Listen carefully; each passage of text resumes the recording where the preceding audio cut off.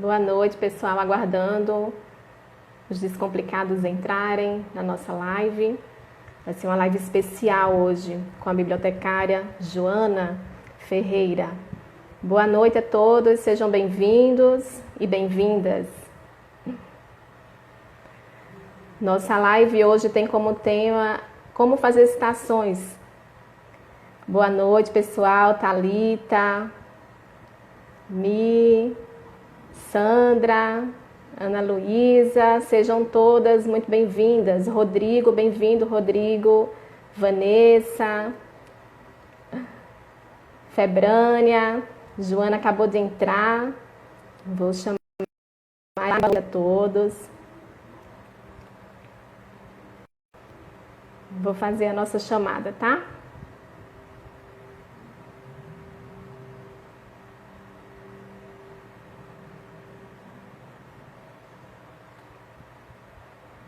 Boa noite, Juliana. Sejam bem-vindos. Nath, boa noite. Marcos, sejam todos bem-vindos. Boa noite, Joana. Boa noite. Todos me ouvindo? Tá me ouvindo? Sim, você está me ouvindo bem? Tudo bem. Ouvindo aqui com clareza. Ótimo. Maravilha. Ajusta só um pouquinho para isso, para a gente ver melhor. Tá melhor assim? Tá cortando um pouco tua. Assim. Ótimo. Tá ótimo. Pronto. Então, boa noite, pessoal. Sejam muito bem-vindos. Estou vendo carinhas aqui que estavam na live da semana passada sobre monografia, então fico muito feliz. E aos novos integrantes aqui da nossa live, sejam todos muito bem-vindos. Eu sou a professora Alzira Carla, do Departamento de Ciência da Informação da UFPB, e com muito prazer tenho coordenado esse projeto de extensão Descomplica TCC, já no seu 4º ano. E estamos aí numa série de lives, né, nesse distanciamento social, para estar mais próximo de você que nos segue e que está com as suas dúvidas sobre como descomplicar os TCCs e as normas da ABNT. Então, hoje temos uma convidada para lá de especial, é a Joana Ferreira. A Joana é bibliotecária, é mestranda em Ciência da Informação pelo Programa de Ciência da Informação da UFPB e foi nossa bolsista durante os 2 primeiros anos do projeto e continua até hoje e se destaca no fazer acadêmico das orientações de trabalhos, especificamente utilizando as normas da ABNT. Então, é com muito prazer, Joana, que nós recebemos você no nosso Descomplica TCC em sua casa para falar sobre a norma de citação com base nas normativas da Associação Brasileira de Normas Técnicas. Então, vamos começar o nosso bate-papo. As pessoas que quiserem podem já ir fazendo seus comentários, que a gente vai responder ao longo da live. E nós temos 60 minutos de live. Caso não dê tempo de falar tudo, a gente retoma para fazer a finalização do nosso bate-papo, tá bom, Joana? Tá ok, tá combinado. Combinadíssimo. Então, para começar a nossa live, vamos primeiro descobrir exatamente, Joana, o que é citação, que a norma da ABNT tanto pede que nós temos que fazer nos trabalhos acadêmicos. Conta aí pra gente. É uma pedra no sapato, às vezes, para alguns alunos, não é, professora? Muito. Demais. Então, começar esse bate-papo com esse pontapé inicial do que é fazer uma citação, né? E aí, primeiro de tudo, a gente precisa esclarecer que tem uma norma específica para tratar do que é citação, como elaborar uma citação corretamente, como apresentá-la corretamente dentro do meu trabalho acadêmico, da minha pesquisa científica. E essa norma é a norma 10.520, como a professora já falou, a gente está tratando aqui de normas que são formuladas e recomendadas a partir da Associação Brasileira de Normas Técnicas, a ABNT. E aí a gente tem a norma 10.520 do ano de 2002, esse foi o ano de sua última atualização. E o que é que essa norma apresenta como citação? Essa norma, ela afirma que citação nada mais é do que a menção extraída de uma outra fonte citada no meu trabalho.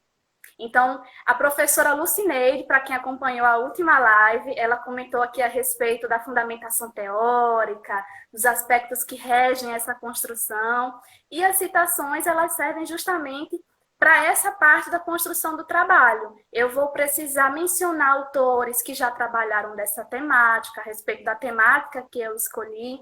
E essas citações, elas vêm justamente nesse sentido de fundamentar as minhas discussões e dar maior base aos meus argumentos utilizados durante o trabalho. Tá? É nessas instâncias em que a gente vai fazer uso de citações. Muito bem, eu gostaria de lembrar que a nossa live ela está sendo gravada e será disponibilizada no nosso canal do YouTube, Descomplica TCC. Então, após a live, já estaremos disponibilizando lá para todos revisarem, assistirem novamente e tirarem as suas dúvidas que, porventura, vierem posteriormente, podem mandar para a gente, que a Joana vai responder com toda certeza. Joana, você muito bem lembrou da live da professora Lucineide, inclusive ela está aqui conosco nos assistindo. Boa noite, professora Lucineide, um prazer tê-la conosco como ouvinte. Também vários colaboradores do projeto também estão aqui conosco e estudantes de várias universidades, estou vendo seguidores aqui que têm comentado e curtido as nossas publicações do Instagram, ficamos muito felizes com isso. Você falou para a gente que a norma de citação é uma norma da ABNT, né? Cujo número é o 10.520 e ela é uma norma de 2002. Então, isso já nos referencia àquela... desconstrói aquela famosa frase de que as normas, elas mudam bastante, né, Joana? Então, a norma de 2002, ela não está mudando anualmente, como muitas pessoas acreditam que aconteça, né? Tem uma próxima pergunta aqui, mas eu estou recebendo já algumas solicitações de questionamentos e tem uma aqui do Kennedy que fala o seguinte: existe uma forma de facilitar a organização das citações, pois muitas vezes buscamos textos de inúmeros artigos e às vezes não salvamos. A questão da organização do seu material de estudo para fazer citações, né? Você tem alguma dica com relação a isso? Ele está perguntando aqui se tem algum programa também que facilite essa organização das normas, da referência. Acredito que seja isso. Tá cortando só um pouquinho. Você ouviu a pergunta? Isso, só o finalzinho. Já tem uma seguidora aqui citando o exemplo da Medley, exatamente, né? Um programa que faz essas referências. Na verdade, a gente está... claro que não dá para falar de citação sem falar da norma de referência, elas são muito intercruzadas, mas nós teremos uma live na próxima semana com a professora Vanessa, que vai tratar especificamente de referências, e aí nós daremos algumas dicas também com relação a esses programas, tá?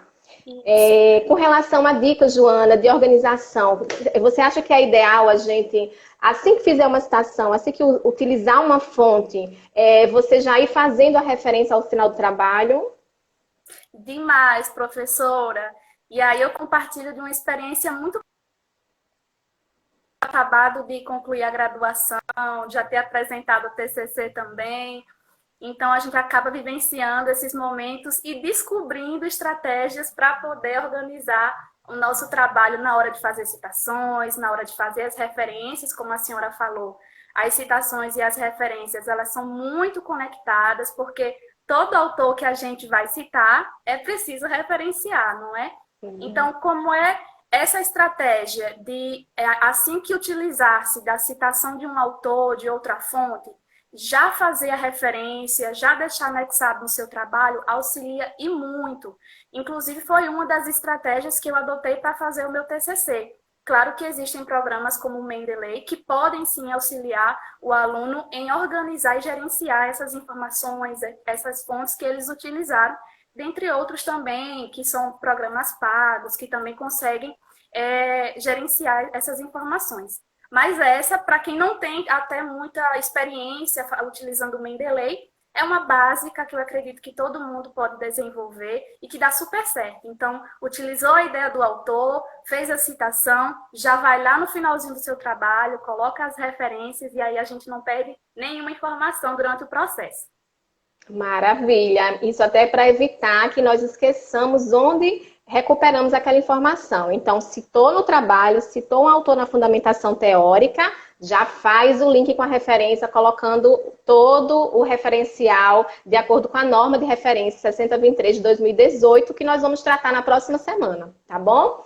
Tem uma pergunta aqui sobre plágio. A gente vai falar um pouquinho mais na frente sobre isso, tá? Então aguarda aí a pessoa que fez a pergunta sobre plágio para a gente responder. Tem a Mi, inclusive, ela tem uma pergunta aqui também que está aguardada para a gente fazer. E ela está dizendo que essas lives estão caindo como uma luva, né? Porque justamente ela está desenvolvendo a fundamentação teórica dela. Ficamos muito felizes, Mi. Muito Que coisa obrigada. boa. Joana, você falou da norma, deu algumas dicas de como a gente não esquecer o uso dessa norma dentro, né, das referências e citação. E aí eu te pergunto, mas por que e em que momento nós devemos fazer essas citações? Quando usar citações no trabalho acadêmico? Certo. A gente utiliza as citações quando nós queremos afirmar uma teoria, um conceito que nós estamos trabalhando dentro da nossa fundamentação teórica, até para trazer um diálogo entre autores, um que esteja afirmando, um que esteja refutando, e criar essa rede de diálogos dentro da fundamentação teórica. E aí a gente enaltece, né, quando tratamos do uso de citações na fundamentação teórica, da importância justamente da indicação de responsabilidade, né? Porque a gente acabou de falar de uma estratégia aqui para não esquecer de citar os autores, não deixar nenhum de fora, não perder nenhuma informação. E a norma de citação, ela também traz esse alerta para que a gente nunca esqueça de indicar responsabilidade sobre a citação que nós estamos utilizando. E é nessa instância em que a gente começa a traçar uma discussão a respeito sobre o que é o plágio acadêmico, né? Eu vi que a colega aqui nos comentários já começou a falar sobre plágio acadêmico. Sim. E o que é o plágio, né? O que é que configura o plágio acadêmico? O plágio ele se configura quando eu pego a ideia de um autor, a citação de um autor, uma teoria, um conceito, uma fórmula, e coloco no meu trabalho ou assumo como minha, sendo que não é. Então, a gente precisa ter muito cuidado, porque, inclusive, o plágio acadêmico a gente tem na Constituição, por vias de lei, né, ações que impedem e que trazem penalidades para quem comete o plágio acadêmico. Então, muita gente às vezes se pergunta, muitos colegas até tiram brincadeiras durante a graduação, mas ninguém vai sair algemado depois da defesa do TCC. Muito cuidado com o plágio acadêmico, tá? Porque é uma coisa muito séria. Então, o plágio, ele tem subcategorias. A gente tem o plágio integral. O que é o plágio integral? É quando eu pego Ctrl+C, Ctrl+V e coloco tudo que está no trabalho da outra pessoa no meu e assumo como de minha autoria. Professora, nessa parte eu costumo brincar muito, porque o plágio integral, ele me lembra uma experiência que eu tive durante o ensino médio e eu acredito que é muito comum na vida dos outros colegas, né? Quem nunca, durante o ensino médio, foi lá, o professor pediu um trabalho, vamos falar sobre a Segunda Guerra Mundial, e vai lá no Wikipedia, vai lá no Brasil Escola, copia e cola e entrega ao professor. Tá? Então, tira isso 10, né? E tira 10, né, professora? E tira 10. Mas aí, isso se configura como um plágio integral, tá bem? Então, muito cuidado com isso. Outro tipo de plágio também é o parcial. Quando eu pego só um trecho e assumo como meu, tá bem? Tem o plágio conceitual, quando, por exemplo, a gente está tratando sobre, vamos supor, arquitetura da informação, e a gente tem pesquisadores que cunharam esse termo e que desenvolveram essa teoria ao longo do tempo. Então, muito cuidado também com o tratado de conceitos para dar os créditos a essas pessoas, tá? Tem também um plágio que eu acho que é um dos mais curiosos, assim, quando a gente começa a conversar na graduação, que é o autoplágio. Muita gente fica até surpresa, não é, professora? Porque acredita. Vejam só. O autoplágio é quando, por exemplo, meu sobrenome é Araújo, Joana Araújo, eu tenho um trabalho publicado no ano de 2017. E aí eu quero citar um trecho desse artigo num artigo que eu estou desenvolvendo agora em 2020. Só que muitas pessoas acreditam que, por ser um trabalho que foi de minha autoria, eu não preciso citar. E não é bem por aí, tá? A gente precisa indicar sim, mesmo que tenhamos sido nós mesmos os autores daquela citação. E aí eu vi que um colega nosso aqui, Descomplica TCC, já comentou aí sobre a lei que trata do direito autoral, não é, Eric? Eu agradeço. E aqui a gente traz 1610, de 98, é a lei de direito autoral, tá? E aí quando vocês me perguntam, Joana, mas o que será que pode acontecer caso eu cometa plágio? E aí, quando a gente fala de direito autoral, nós temos dois tipos de sanções, as sanções penais e civis. A sanção penal ela está prevista pelo Decreto de Lei 2848/40, no artigo 184, que ele apresenta a pena para quando nós quebramos a regra de direito autoral. Essa pena é de 3 meses, a detenção de 3 meses a 1 ano ou multa, tá? E tem a sanção penal também, que é quando a pessoa que cometeu o plágio, ela pode ser forçada, obrigada a se retratar, a emitir uma nota, se desculpando e corrigir também o trabalho que foi publicado ou foi escrito, tá? Então, muito cuidado com isso, plágio é coisa muito séria assim. Muito cuidado, né? Inclusive, Joana citou a lei de direito autoral, que já mostra aí que nós não devemos plagiar, porque os autores eles têm o direito do seu conteúdo, né? Da sua obra, da sua ideia.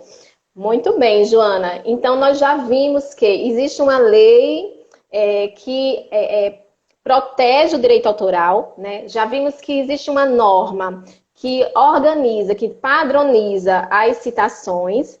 Você já falou para a gente sobre a importância e o uso dessas citações dentro da fundamentação teórica para argumentar o seu trabalho. E aí eu vou te perguntar quais são, então, os tipos de citações que nós podemos utilizar dentro desse trabalho de conclusão de curso. Joia. O que é que a norma traz em relação aos tipos de citação? A norma 10.520 de 2002 nos apresenta 3 tipos de citação. A primeira delas é a citação direta. O que é a citação direta? O que é a citação direta, Joana? Ah, meu Deus, a pulga atrás da orelha de muitos alunos. O que é a citação direta? É quando eu faço o famoso Ctrl+C, Ctrl+V de um pequeno trecho, de um artigo, de um livro, de uma fonte que eu utilizei.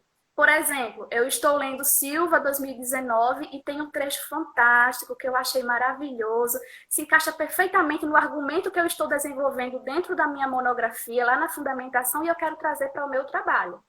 E aí, eu trago esse trecho tal como ele está dentro do trabalho do autor que eu estou citando. Essa se configura como uma citação direta, o famoso Ctrl+C, Ctrl+V.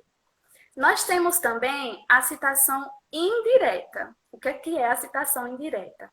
É quando, por exemplo, eu utilizo aquele trecho de Silva de 2019, eu leio aquele trecho, mas eu quero traduzi-lo com as minhas palavras.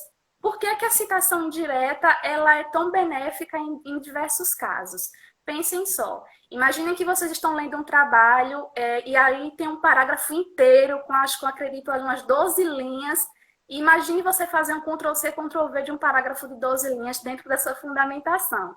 Então, nesses casos, a gente tem esse artifício da citação indireta para poder ler aquele trecho e traduzir com as nossas palavras, utilizando-se de menos termos, deixando mais claro até, adequando aquilo que nós precisamos para a nossa argumentação que está sendo desenvolvida no corpo do trabalho. Tá? Então, nós temos a citação direta, a citação indireta e também o famoso APUD, o tão temido APUD, famoso na graduação. Muita gente sente dificuldade. O que é o APUD? O APUD nada mais é do que uma citação de citação. Mas como assim, Joana? Não estou entendendo. Vamos lá. Suponhamos que eu esteja lendo lá o trabalho de Silva 2019, e dentro do trabalho de Silva 2019, eu achei uma citação de Araújo 2017. E eu quero essa citação de Araújo 2017. Então, a citação de citação é quando eu pego um trabalho, encontro uma citação que é de meu interesse, eu quero utilizar na minha fundamentação, na construção do meu trabalho, mas que não é o autor da obra que eu consultei. Por isso o nome citação de citação. Então, a norma ela permite esses 3 tipos de citações, a direta, a indireta e o APUD ou citação de citação. Perfeito. Então, já sabemos que podemos usar 3 tipos de citações e elas podem ser fluindo na fundamentação teórica, né? Você não precisa usar apenas citação direta ou apenas citação indireta.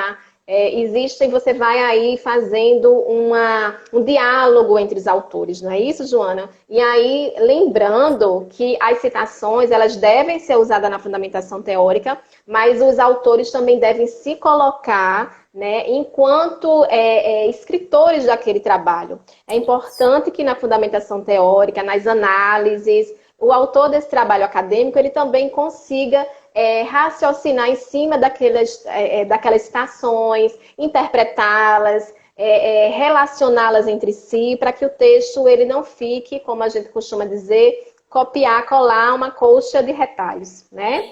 Então, você muito bem falou aí dos 3 tipos de citação. A gente vai entender como é que pode ser feito essas citações, né?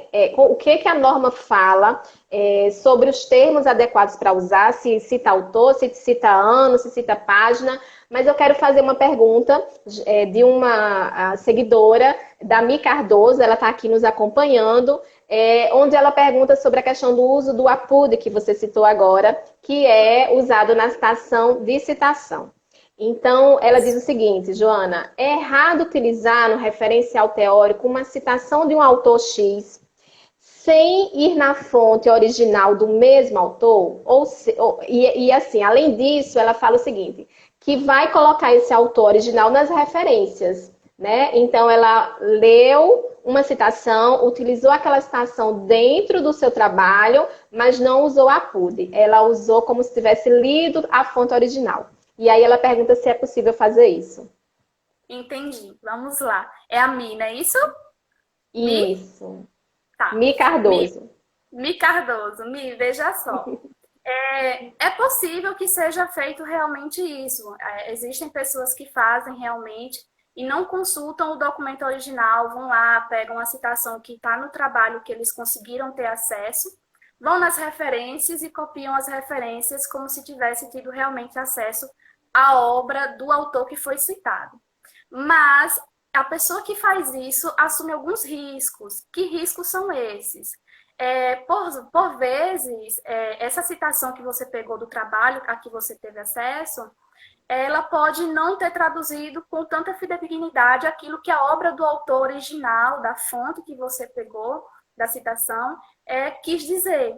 Então, é um perigo. O ideal mesmo é que você vá atrás da fonte primária. Quando é que a gente recomenda o uso do APUD? O APUD, ele é para ser utilizado quando nós não conseguimos o acesso à fonte primária em nenhuma hipótese. Isso quer dizer que eu tentei uma vez, tentei 2, tentei 3, 4 e assim sucessivamente, até perceber que a obra realmente não foi possível ser recuperada. Mi, que tipo de obra é essa? Essas obras normalmente são as mais antigas. Então, por exemplo, se eu estiver citando, querendo uma citação de Sousa, 1942, é um pouco complicado recuperar uma obra de 1942, um artigo. É mais difícil, pode não ser impossível, mas é mais difícil, tá? E aí, quando a gente trata de um autor, por exemplo, 2017, 2015, 2010, é muito recente. Então, é por essa razão que muitos professores, muitos orientadores, pesquisadores orientam que o APUD ele só seja utilizado realmente quando você não conseguiu, de fato, ter acesso à obra original lá da citação que você está fazendo, que você vai fazer uso, tá? Porque senão você pode cair nesse risco de estar fazendo uso de uma citação que não corresponde ao que a obra original defende como um todo, tá? Muito bem apresentado, Joana. Excelente. Então, o ideal é não utilizar o APUD e, se for extremamente necessário, realmente buscar a fonte original. Se não encontrar, por ser uma obra antiga, uma obra que não seja disponível tão facilmente, aí sim a gente pode usar o APUD. E aí eu gostaria de lembrar que as expressões latinas, né, na norma de referência, ela fala que nós devemos... Aliás, na norma de trabalhos acadêmicos, ela fala que nós devemos utilizar em itálico. Então, cada vez que usarmos o APUD, numa citação de citação, devemos usá-lo em itálico, ok? Tem uma outra pergunta aqui, Joana, também relacionada a esse assunto. É do capacitação histopatológica UFPB, acho que é isso, que diz o seguinte... quando encontro um trecho interessante em um artigo e ele já é uma citação de um outro artigo, qual a referência que eu devo usar? a do artigo inicial ou do artigo que já foi citado? Então, ele encontrou o trecho num artigo, mas já é uma citação, né? E aí ele quer usar no trabalho dele e não sabe qual a fonte que ele cita, se é a fonte do artigo ou a fonte que o artigo citou aquele trecho. Você vai utilizar a fonte da citação que você está trazendo para o seu trabalho. E aí a gente ressalta mais uma vez a importância de buscar sempre a fonte onde está constando a citação que você vai estar trazendo no seu trabalho, tá bem? Para não correr justamente, não entrar naquela linha de risco ali. Muito bem. Busca o original e cita o original, não é isso? Tem uma outra pergunta aqui do Kennedy. Tem uma outra pergunta do Kennedy que diz o seguinte: quando devemos usar nossas palavras na parte do referencial? Certo. Veja, Kennedy, quando a gente está construindo um referencial teórico, normalmente nós partimos de uma literatura prévia, né? Já lemos alguns textos, alguns artigos, alguns livros, e na nossa mente nós já conseguimos elaborar um roteiro lógico para seguir uma discussão. E é nesse roteiro lógico que vão entrar as nossas palavras. Então, por exemplo, eu estou tratando sobre o avanço do desenvolvimento das tecnologias digitais de comunicação e informação. Então, para começar a falar delas, eu sei que eu preciso primeiro começar a falar sobre esse avanço histórico, de como aconteceu esse desenvolvimento. E isso eu consigo começar falando com as minhas palavras e trazer, depois de ter dito, um autor que vai lá e fundamenta aquilo que eu acabei de falar. Tá? Ou o contrário, eu posso começar trazendo autores que já pesquisaram, eu posso começar já trazendo uma citação indireta, e aí, logo após a citação, trazendo a minha análise. O importante é que nenhuma citação ela vai ser feita sem análise, certo? Então, sempre que fizer uma citação, o autor ele tem que se posicionar frente àquela citação, tem que comentar, tem que analisar, tem que já ter feito uma discussão prévia ou posterior em relação ao conteúdo que ele está trazendo ali na citação, tá bem? Mas aí, durante essa construção lógica de como você vai desenvolver a sua fundamentação, é que a gente consegue utilizar as nossas palavras, trazendo os autores para aqui comunhar com a gente, com as nossas ideias. Maravilha, Joana. Ele também fez uma ponderação que diz o seguinte, que muitas vezes na escrita dos trabalhos, muitos professores dizem que o referencial, o aluno não deve se colocar, né? Ele não deve usar as palavras deles, as opiniões, por não serem autores. Isso é muito falado por professores também da graduação. Na pós-graduação já tem menos essa questão do aluno não se colocar, né? Mas, como a Joana muito bem explicou, nós podemos sim fazer o diálogo entre os autores, promover esse diálogo. Você não vai, Kennedy, por exemplo, trazer um conceito seu, porque você tem que trazer conceitos dos autores. Isso num trabalho de graduação. No trabalho de doutorado, já é possível você fazer isso, né? Porque o doutorado, ele permite que você crie uma nova teoria, que você faça novas sugestões, tem que ser um trabalho inovador. Mas aí você pode sim fazer essa relação, esse cruzamento, esse diálogo, a partir do momento que você vai traçando ali o que um autor fala, o que o outro autor fala, e você vai relacionando esses termos e esses conteúdos, não é isso, Joana? Isso, justamente.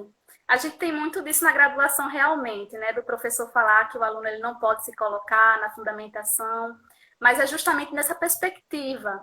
O aluno de graduação ele não tem essa autonomia ainda de elaborar um conceito próprio e colocar isso no trabalho. Mas ele pode trazer as ideias de diversos autores ou de um autor e dizer que concorda ou não com ele por quê.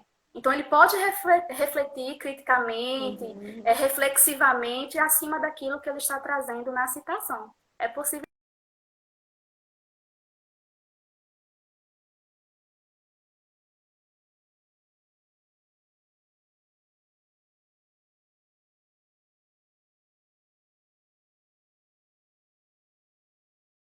Estudar, você ter questões para falar sobre aquele autor e você entender que aquilo ali é uma ideia sua, mas você leu originalmente a ideia em algum lugar, né? Em algum livro. Então, o que os professores chamam a atenção é mais esse sentido, de que quando você lê uma ideia e você transcreve aquilo ali, faz uma paráfrase, né? Com suas palavras, a ideia não é sua. Você sempre se baseou em alguém, em algum autor. Então, tomar muito cuidado nesse sentido.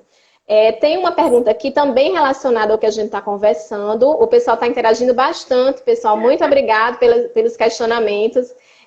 Deixa eu voltar aqui para ver se eu encontro. Estava perguntando o seguinte: qual é a nossa opinião com relação ao uso do APUD, né?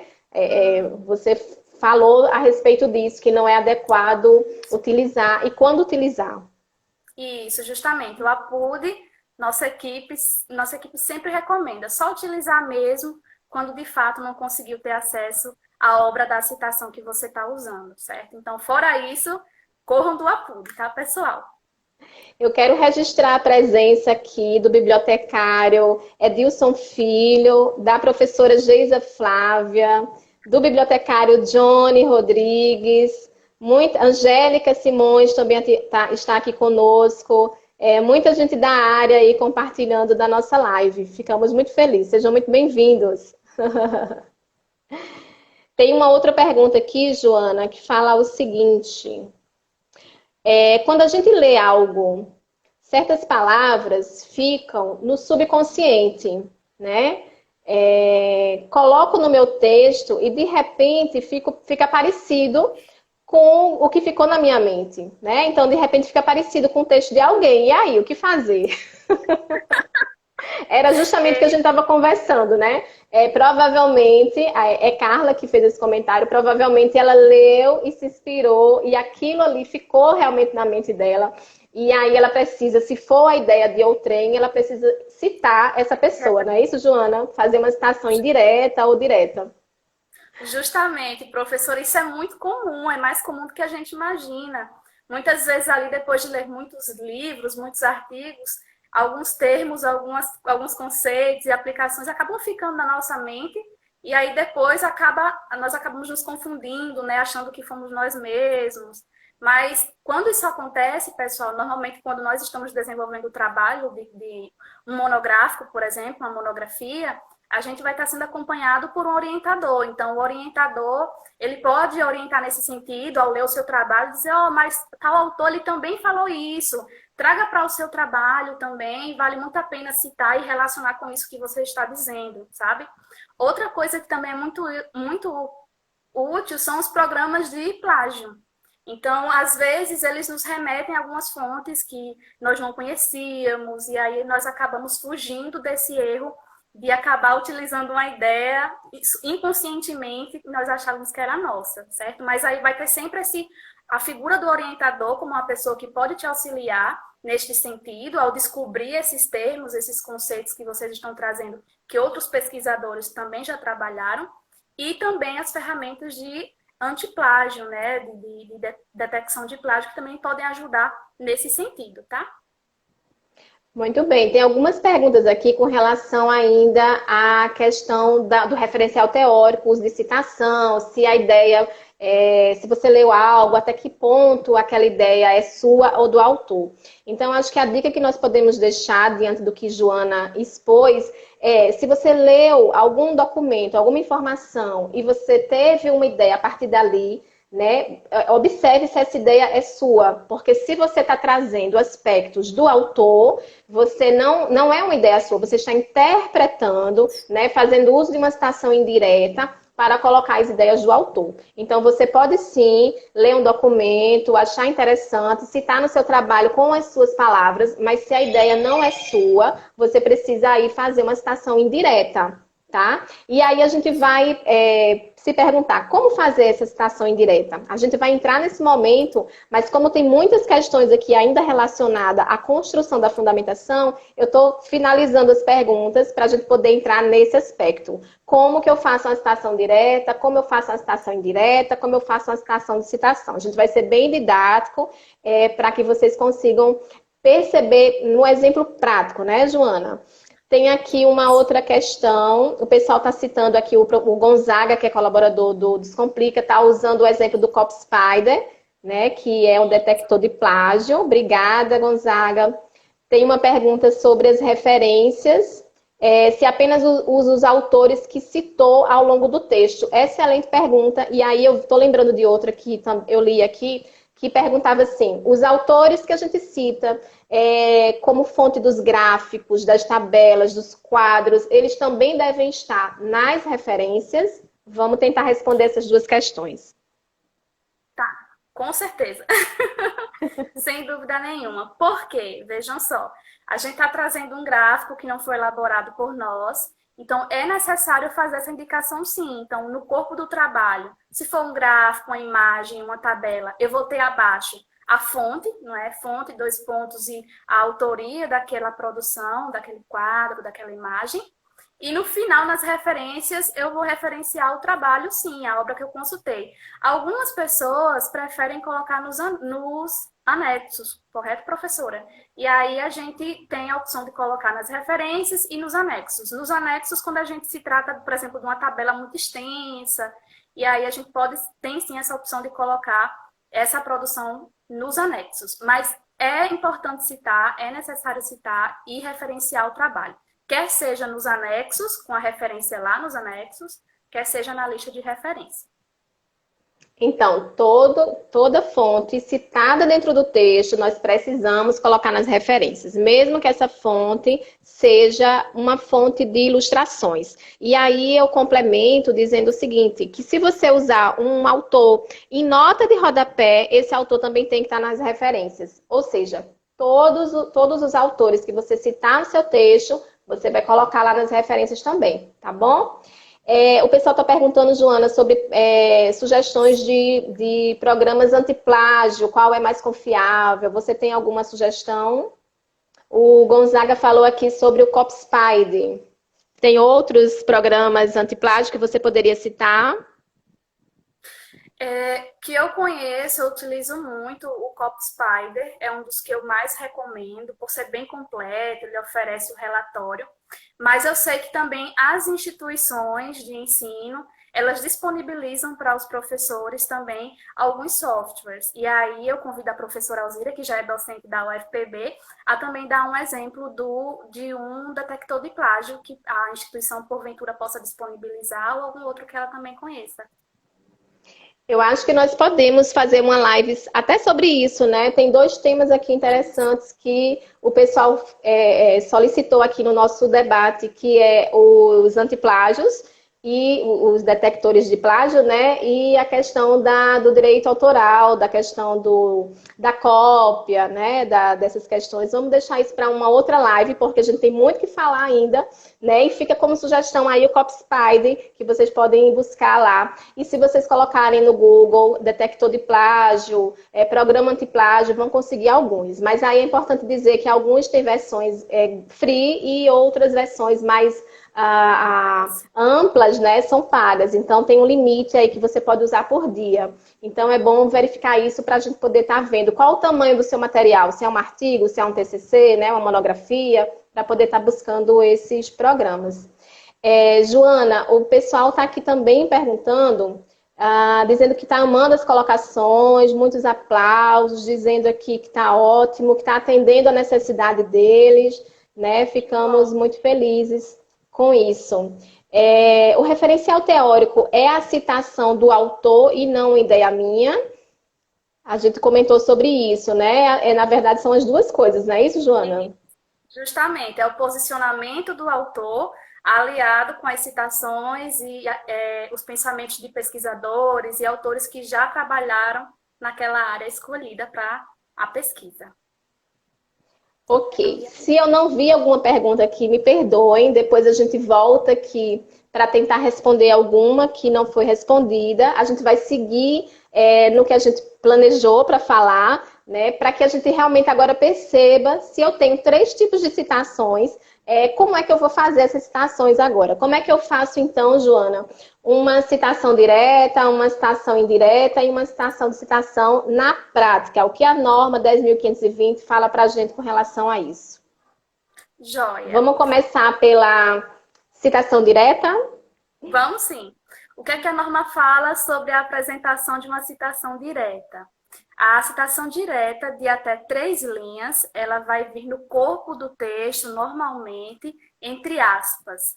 E aí eu vou precisar indicar, na citação direta, a autoria daquela citação, ou seja, o sobrenome, seguido do ano e também a página. Esses são os 3 elementos obrigatórios quando a gente fala de elaborar a citação lá no corpo do trabalho. Aqui eu tentei elaborar um exemplo, deixa eu ver se eu consigo aqui projetar para vocês verificarem, porque às vezes vendo fica mais fácil entender como é que fica aparecendo no corpo do trabalho, não é isso?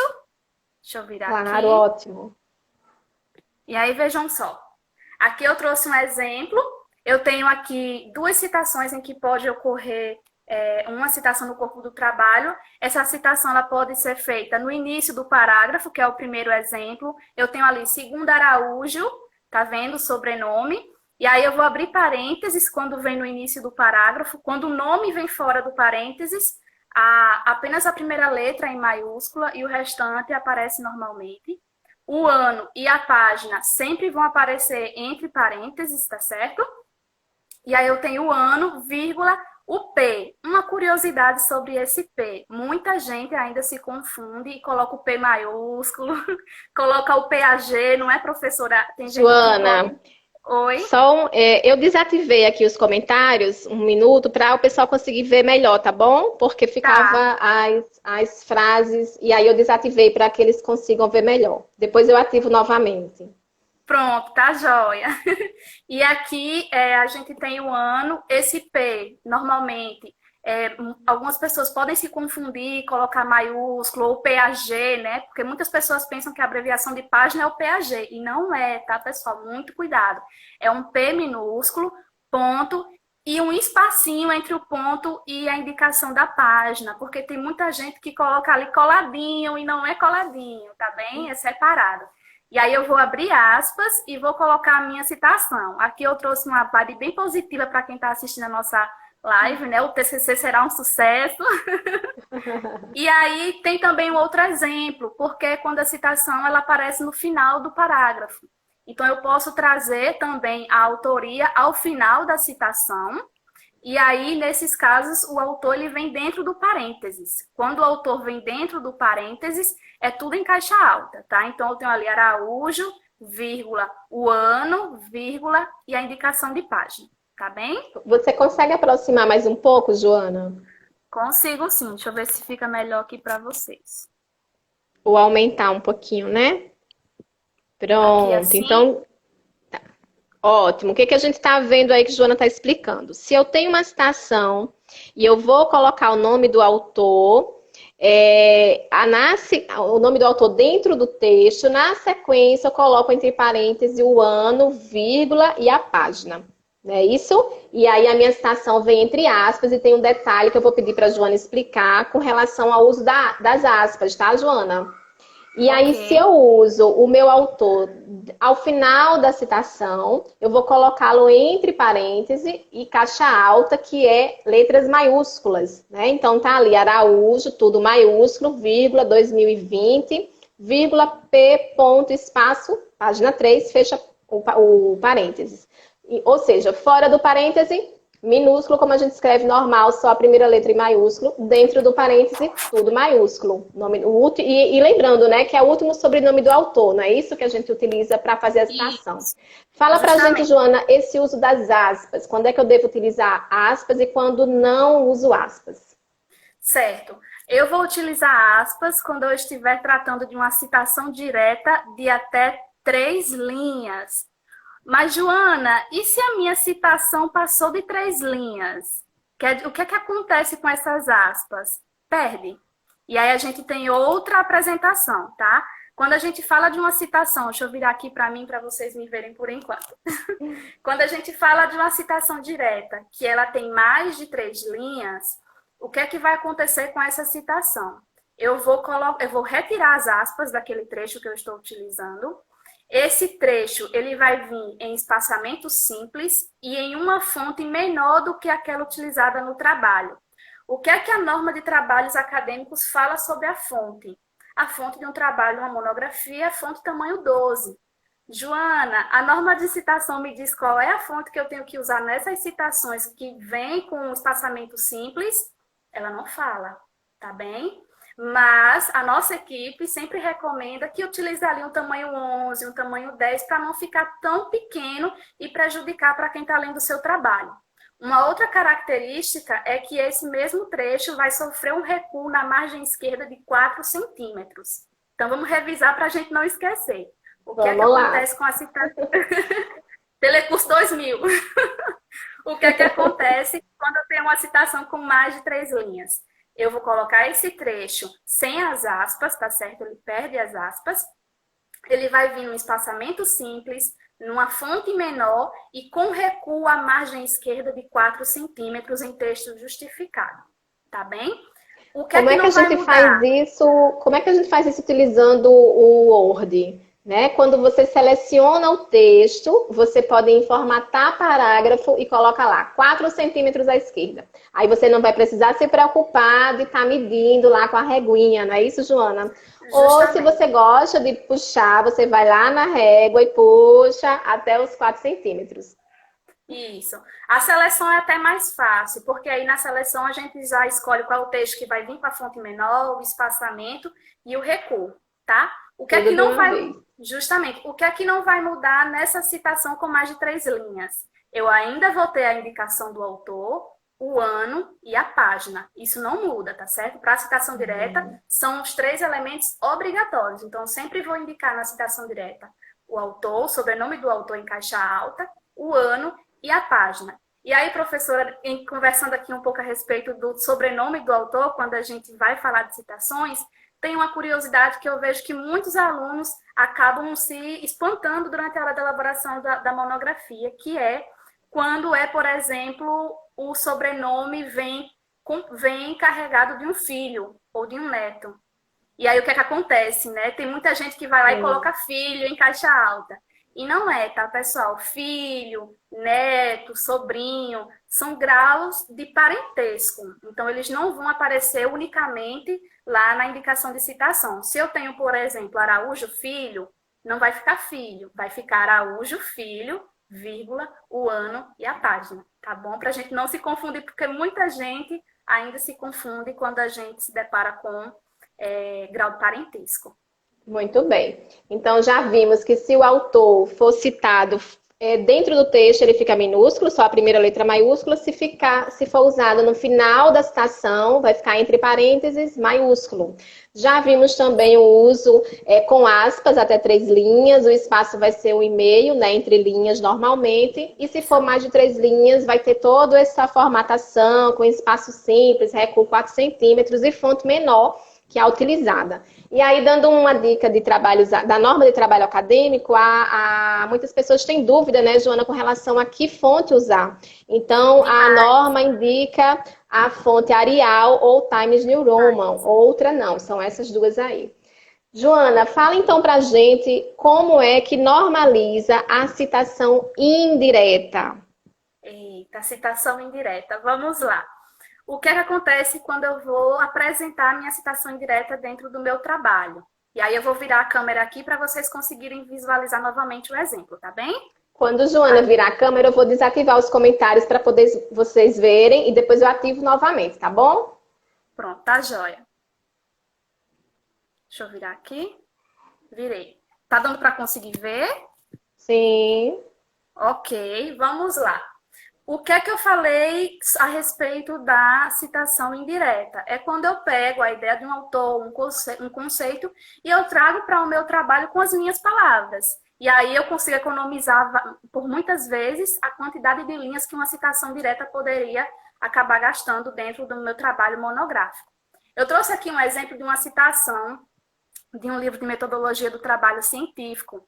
E aí, esse livro é maravilhoso, inclusive, eu lembro muito da professora Lucineide falando lá, postem lá a foto com o seu livro preferido de metodologia. Professora Lucineide, se a senhora estiver assistindo, esse é um dos meus preferidos, esse livro. E aí, Nesse livro, Barros e Lefeld, eles dedicam um capítulo inteiro só para falar sobre a importância da disciplina de metodologia do trabalho científico, tá?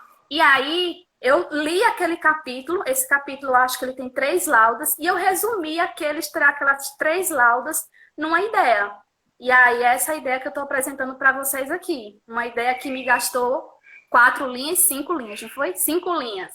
Então, como é que eu vou apresentar? Eu vou trazer a ideia do autor, incorporar no meu trabalho, e lá no finalzinho, quando vem apresentado no fim, os autores, eles vêm dentro do parênteses, em caixa alta.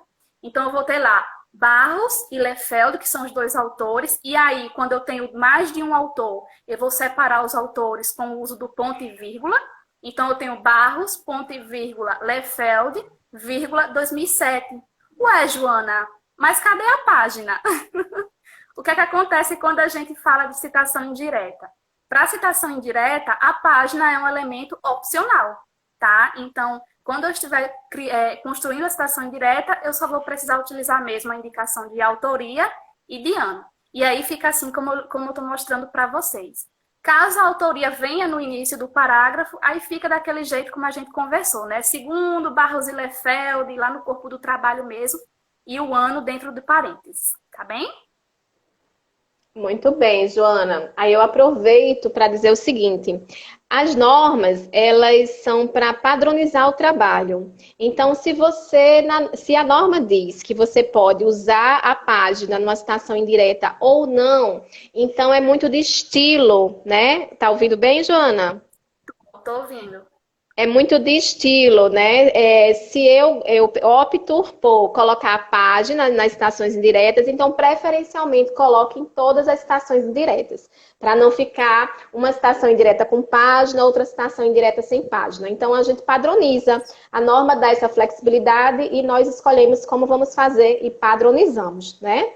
Então, nós acabamos de ver que o uso da citação indireta, que é uma transcrição com suas palavras, mas a ideia do autor, que eu também posso colocar lá, posso não, devo colocar os autores, o ano e a página opcional.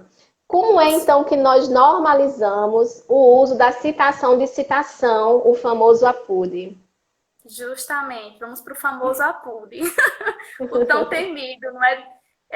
Antes da gente ir para o APUD, a senhora acabou de comentar aí em relação a manter a ideia do autor na citação indireta. E aí eu reforço essa ideia de que, apesar da gente estar fazendo essa transcrição para o nosso trabalho com as nossas palavras, é imprescindível que a ideia defendida pelo autor original seja mantida, tá certo? Então a gente não deve tirar uma citação de um contexto e inserir ela em um contexto diferente, sobre outra perspectiva, para afirmar outras coisas, tá? Então, muito cuidado também com a citação indireta.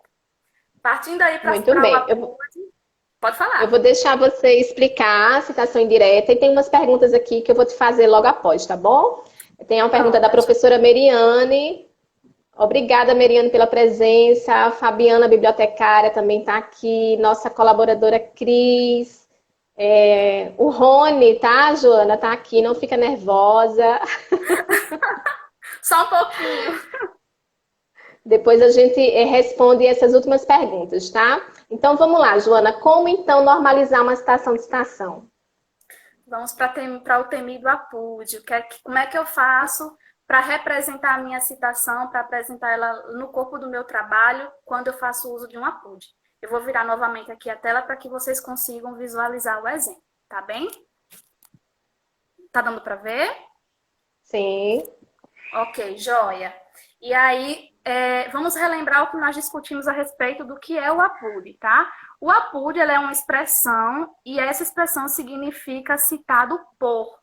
Esse significado é muito importante para a gente conseguir entender como é que vai ser feita essa apresentação no meu trabalho.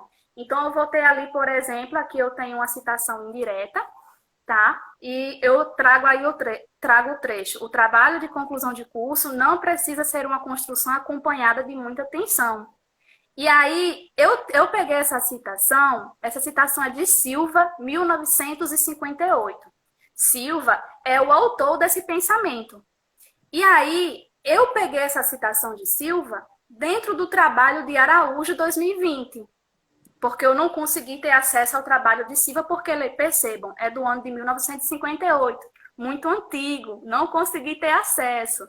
E aí, o que é que eu faço? Eu vou colocar a citação de Silva, vírgula, o ano, por se tratar de uma citação indireta, o APUD, e lembrando que toda expressão estrangeira no nosso trabalho, ela vai vir apresentada em itálico, tá certo? O APUD é uma expressão estrangeira, então ela vai aparecer em itálico, seguido do autor, o ano e a página do trabalho de onde nós tiramos a referência, o trabalho que nós consultamos, que nós tivemos acesso, tá bem?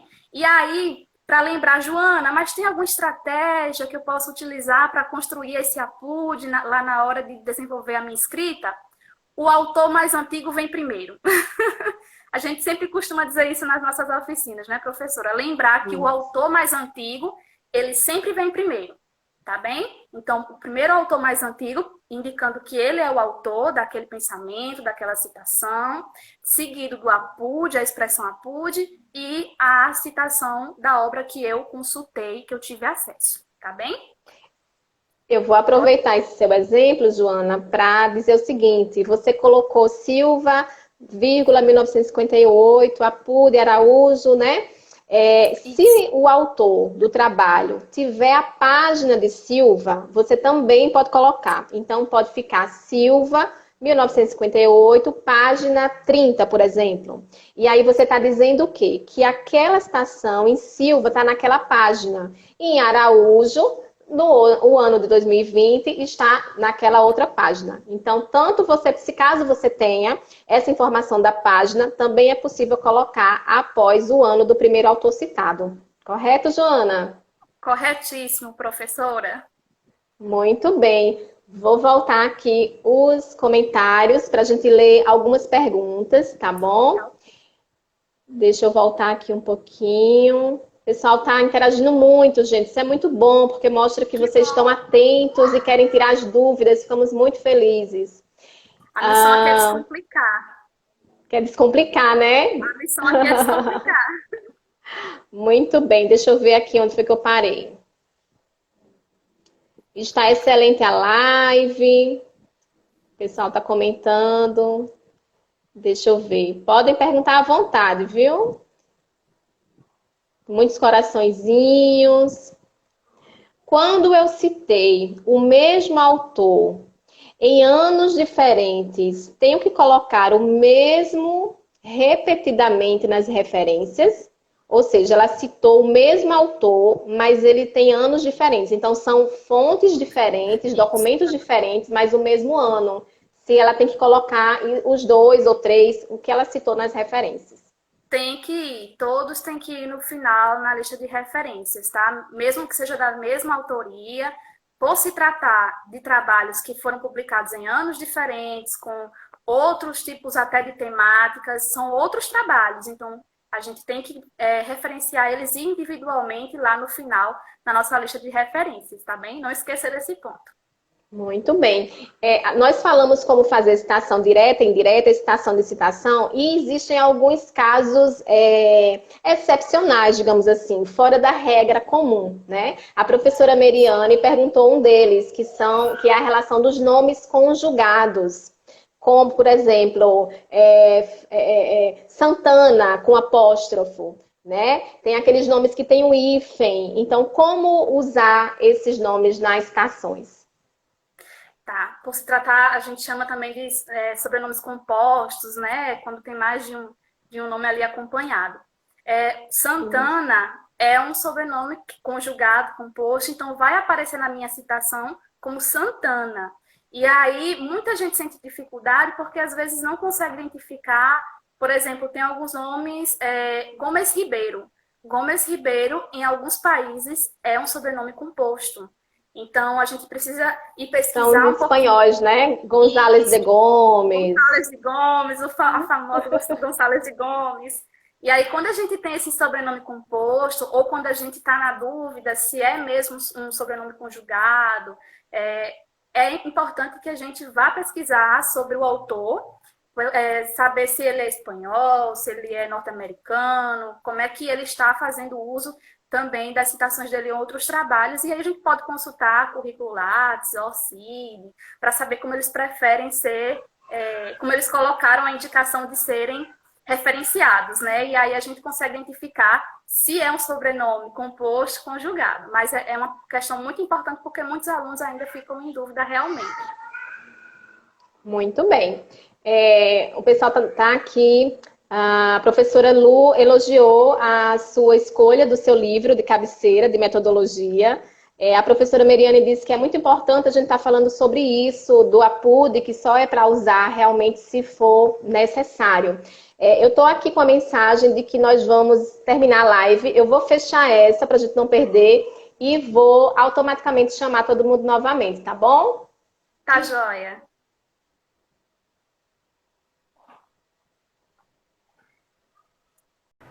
Oi, Úrsula, que bom ter você aqui.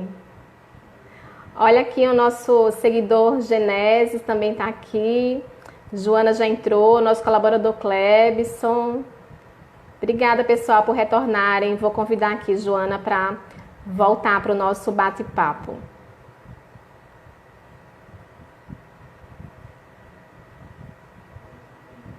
Só um minuto.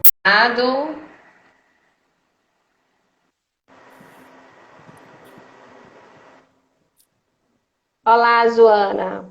Olá, novamente. A norma de citação, ela é muito ampla, ela tem muitos detalhes, né? E nós nos preocupamos em trazer para vocês as informações realmente necessárias para quem vai fazer citação em trabalho acadêmico. Então, não é só saber o que é uma citação, mas como fazê-las. E aí nós já detalhamos, Joana já apresentou aqui para a gente os conceitos e as normas de apresentação dessas citações, e a gente vai começar a entrar naquelas exceções, né, que a norma traz. O exemplo é o que a professora Meriane perguntou, sobre o uso de autores compostos, e aí a gente vai entrar especificamente agora nessas exceções, tá? A norma, ela traz todos as possíveis circunstâncias de citação e de autorias que vocês possam imaginar. E aí, só dizendo assim, não se preocupem, né, Joana, que a gente costuma dizer sempre, a norma não é para decorar, a gente aprende de tanto que estuda e pratica,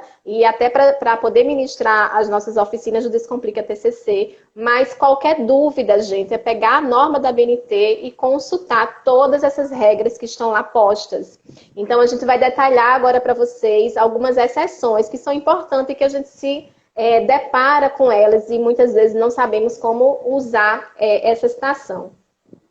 Joana, quando o documento tem até 3 autores, como é que a gente cita? E quando ele tem mais de 3 autores, como é que a gente faz essa citação? Conta aí pra gente. Maravilha, professora. Esses casos costumam acontecer muito, né? Quando nós temos um autor para fazer a ordem de citação, autor, ano e página. Quando eu tenho mais de um autor, aí a gente precisa prestar atenção em alguns detalhes. Eu vou girar a tela aqui novamente para vocês conseguirem visualizar os exemplos que nós preparamos, tá bem? Pronto, eu vou desabilitar os comentários para a gente poder visualizar melhor, tá? Pronto. Joia. Tá dando para ver? Tá sim. Pronto, joia. E aqui, pessoal, a gente tem o primeiro exemplo, quando eu tenho um autor só. Eu vou ter o autor, o ano e a página. Quando eu tenho mais de um autor, a gente precisa lembrar que os autores são separados por ponto e vírgula, como na segunda linha aí do exemplo que nós estamos trazendo. Silva, ponto e vírgula, Araújo, o ano e a página, tá bem? Muita gente ainda confunde e coloca vírgula, por ser uma vírgula depois do autor, entre o autor e o ano, não é? Muita gente acaba confundindo, e muita atenção nessa hora. Pode falar. Nós vimos também as pessoas colocando a letra E, né? Ou aquele I comercial. Então, não usa, é apenas ponto e vírgula. Agora, se você está colocando o autor fora do parênteses, então eu posso dizer Araújo, vírgula, Amaral e Souza. Então, é possível fazer isso fora do parêntese, com vírgula e com a letra E. Mas dentro do parêntese, não. Apenas separa por ponto e vírgula. Ótima dica, Joana. Justo. E aí, fazendo essa diferenciação, né, de quando aparece no início do parágrafo, a gente pode sim utilizar o E, utilizar a vírgula, Mas quando vem dentro dos parênteses é que a coisa muda um pouquinho e a gente precisa prestar um pouco mais de atenção. Na terceira linha, a gente tem ali com até 3 autores. Então, nós temos Silva, Araújo e Cândido separados ali entre si por ponto e vírgula. Passou de 3 autores. Eita, e agora? O que é que a gente vai fazer, não é? A norma de referências, ela traz o recurso etial. O que quer dizer o etial? O etial é uma expressão que significa e outros. E aí, quando eu tenho mais de 3 autores, a norma, ela menciona de referências que convém indicar todos eles. Mas, por outro lado, né, ela também dá essa possibilidade de, para quem não quiser indicar, porque a gente sabe, por exemplo, em livros da área de saúde, nós temos mais de 20 autores, mais de 30 autores até, mais de 100 em alguns casos, não é, professora? E aí, para não indicar esses 100, 20, a norma ela traz essa possibilidade. Como é que eu vou utilizar o etial? Passou de 3 autores, eu posso utilizar o etial da seguinte forma. Eu vou indicar o primeiro autor que está lá em destaque na obra, o primeiro citado, Silva, nesse caso a gente tem aqui Silva, e aí, logo em seguida, a expressão etial. A expressão etial, por ser um estrangeirismo, vai aparecer em itálico, tá? Etial, tudo em minúsculo, tá, pessoal? Ainda tem algumas pessoas que colocam uma letra ou outra ali em maiúscula, mas é tudo minúsculo. Ponto, vírgula, não é ponto e vírgula, é ponto, depois vírgula, o ano, vírgula e a página, quando se tratar de uma citação direta, tá? Quando for uma citação direta, você pode descartar ou não ali o uso da página. Joana, aí, um erro muito recorrente é o ponto ao ponto, né? Então, deixar essa dica para o pessoal que o ponto é apenas depois da palavra ao. Então, ao ponto. Não é ponto, ponto ao ponto, tá?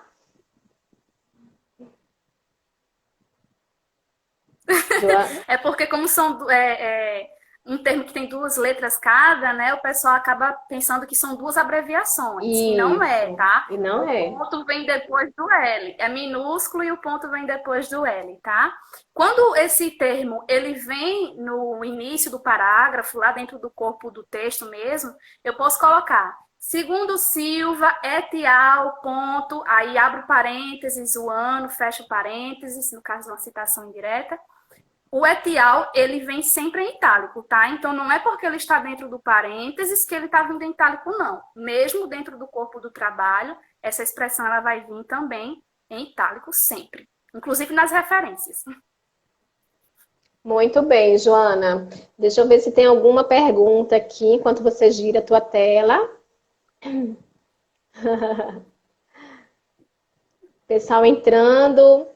Regras ABNT, um Instagram que a gente segue, está aqui conosco também. Obrigada, sejam muito bem-vindos. Obrigada. Tem uma pergunta do professor de Ciências Contábeis da UFPB, professor Júnior. Gostaria de saber sobre o etial, se nas referências já leva desse jeito, né? Se também nas referências usa o etial em itálico, da mesma forma que dentro da citação. Da mesma... Como é o nome do professor, perdão? É o professor Júnior, de Contábeis, nosso colaborador. A gente faz muita oficina lá para as turmas dele. Isso, lembro dele. Professor Júnior vem do mesmo jeito nas referências. O etial vai vir sempre em itálico e o ponto sempre depois do L, com as letras minúsculas. O etial ele vai vir também depois da primeira indicação de autoria. Então, se eu utilizei Silva lá na minha citação, lá nas referências, eu vou colocar Silva, aí o sobrenome em caixa alta, não é? Vírgula, o prenome e a expressão etial. Tá bem? Não coloco o nome de todos os autores depois lá nas referências, não. Isso, a professora Meriane tinha perguntado aqui se nas referências colocaria todos os autores. Você já comentou, né? É sempre padronizar. Podemos usar, quando é mais de 3 autores, o primeiro sobrenome e o etial, ou todos. Então, se optar por todos, fazer isso em todas as citações que forem de mais de 3 autores. Se optar por usar o etial, todas as vezes eu vou usar o etial, quando for mais de 3 autores, não é isso? Isso, Muito justamente. bem. Infelizmente, quando a gente muda de live, a gente não consegue recuperar as últimas perguntas. Então, se eu não li algum comentário na live anterior, por favor, coloquem aqui novamente para a gente poder responder, tá bom? Ah, ok, muito bem.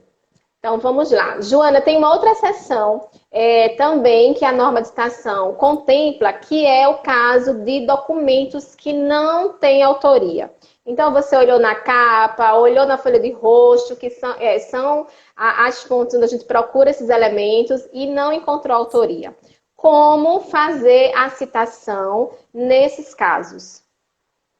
Tem muito aluno que acaba deixando de utilizar a fonte por não saber que a norma traz um recurso para quando se trata de um documento que a gente não consegue identificar a autoria, não é?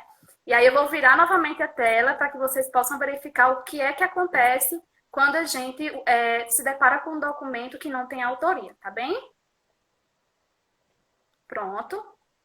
Aqui a gente traz um exemplo de uma citação indireta.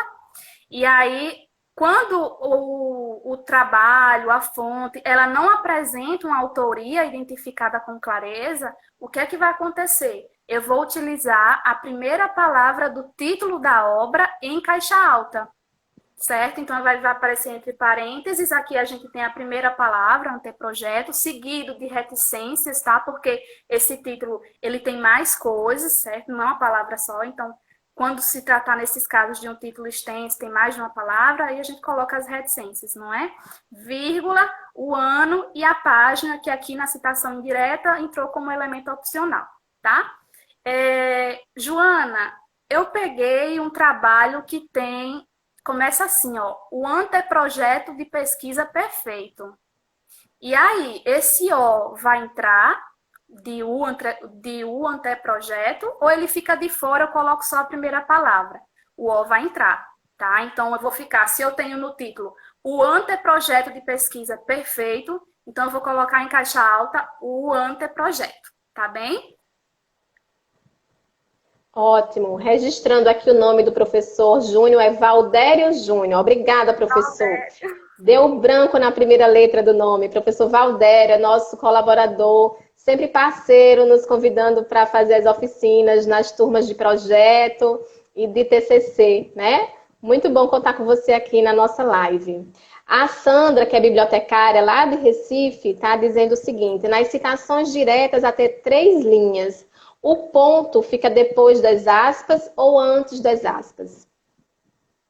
Tá. Nesse caso, foi muito bom perguntar. Excelente pergunta. Traz uma excelente pergunta que a gente não trouxe lá anteriormente. Quando esse ponto, quando aquela citação, ela se encerra ali no final do trecho que eu utilizei, esse ponto, ele vem dentro das aspas. E aí, quando ele não se encerra, a gente tem lá a opção de colocar a supressão, né, indicando que tem mais texto à frente, e aí a gente não precisa necessariamente colocar o ponto. E aí a professora Alzira também pode complementar nesse sentido, quando a gente utiliza ou não o ponto antes ou depois das aspas. A gente costuma dizer o seguinte, que se a citação que você está levando para dentro do seu trabalho, ela finaliza com um ponto, as aspas vão ficar depois desse ponto. Se você faz uma citação que você recortou uma parte e você não chegou até o final, as aspas ficam depois da palavra e o ponto fica depois das aspas. Essa é mais uma regra de português do que uma regra da ABNT. A ABNT ela não cita isso aí. Inclusive, foi uma questão que a gente discutiu muito nas nossas reuniões de estudo e encontramos essa resposta, né? Que é dessa forma. Se o ponto fizer parte da frase que você está citando, as aspas ficam após o ponto. Se não fizer parte, você coloca o ponto depois das aspas. Tem 2 perguntas aqui. Uma da professora Meriane, ela está perguntando, e foi muito bom ela ter feito essa questão, sobre o uso daqueles tracinhos que a gente utilizava. Aí já é a norma de referência, mas a gente pode responder, né? Que a norma diz que a gente não utiliza mais, não é isso, Joana? Ou seja, se eu tenho lá, eu estou citando o Brasil nas referências, e aí eu tenho um segundo documento que também tem como autor Brasil.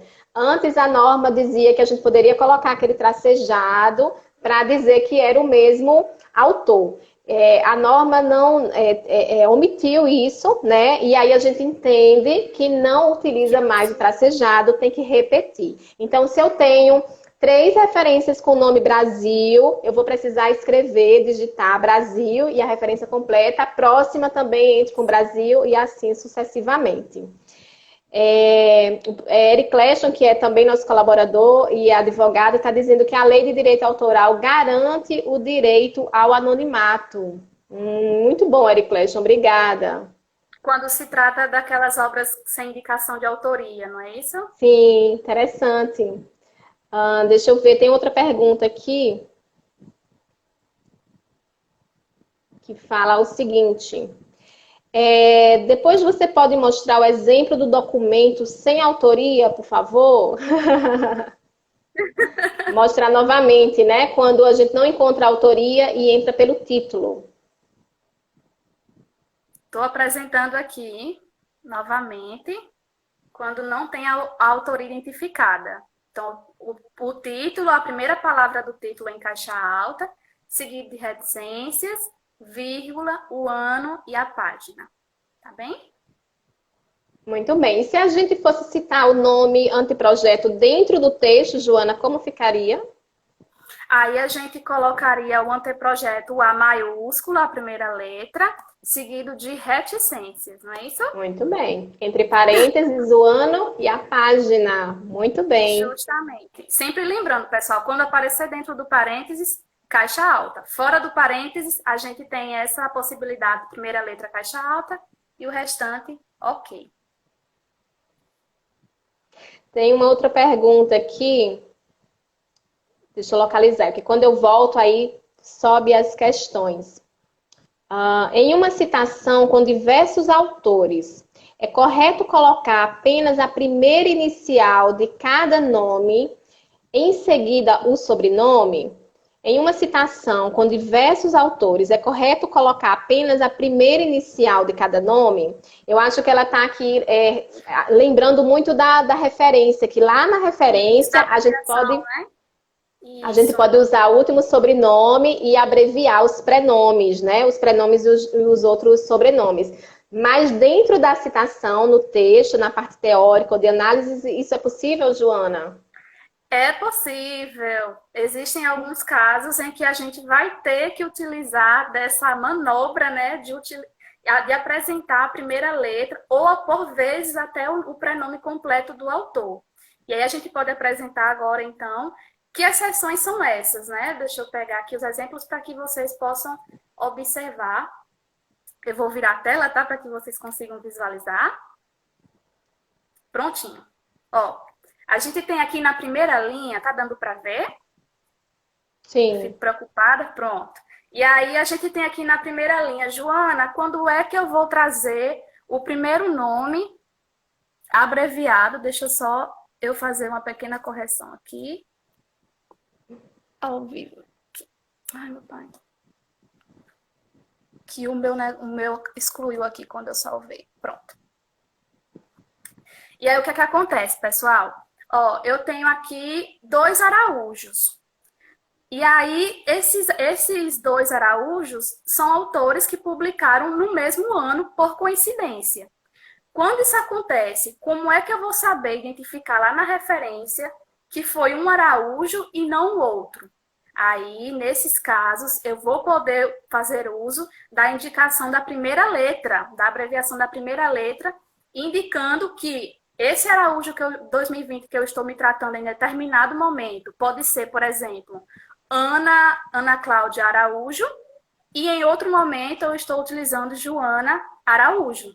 Então, a partir da primeira letra do prenome, eu vou conseguir identificar qual que é o autor a que eu estou me referindo e vai facilitar para o meu usuário, para o meu leitor, achar lá na minha lista de referências a referência correta a qual eu estou me referindo, tá? Só que tem então, outros casos. Nesse caso, nós estamos falando de 2 autores diferentes com o mesmo sobrenome e publicações no mesmo ano. Olha só, né? Uma grande coincidência, mas acontece muito. Então, Demais. tem um Araújo, que é um autor, outro Araújo, que é outro autor, e os dois publicaram documentos separados, diferentes, no mesmo ano. E aí, Joana está apresentando para a gente que, nestes casos, respondendo a pergunta da nossa seguidora, é quando nós colocamos a primeira letra do prenome após o último sobrenome, diferenciando, né, Joana? Quem é Isso. Araújo A e quem é Araújo J. Ótima dica. Isso aqui aconteceu muito, compartilhando um pouco da experiência pessoal aqui, durante a minha monografia. Eu acho que eu utilizei, no mínimo, 8 Silvas. Então, teve que ter todo aquele cuidado de identificar se era do mesmo ano, se não era, porque tem sobrenomes que são muito comuns, né? Então, Uhum. nesses casos, a gente pode sim trazer essa abreviação na citação. Mas, Joana, veja só que coincidência. Eu tenho 2 Araújos e esses 2 Araújos publicaram no mesmo ano. E as iniciais do prenome são os mesmos. Vejam só que coincidência, né? E agora, o que é que a gente vai fazer? Nesses casos, a gente vai colocar o prenome por completo, tá? Então, Araújo, vírgula, Antônio, ou Araújo, vírgula, Augusto, para eu saber que aquele Araújo é o Antônio e aquele outro é o Augusto, tá bem? Mas tem também o caso em que a gente tem, por exemplo, a mesma autora publicou 2 trabalhos no ano de 2020 e eu utilizei esses 2 trabalhos.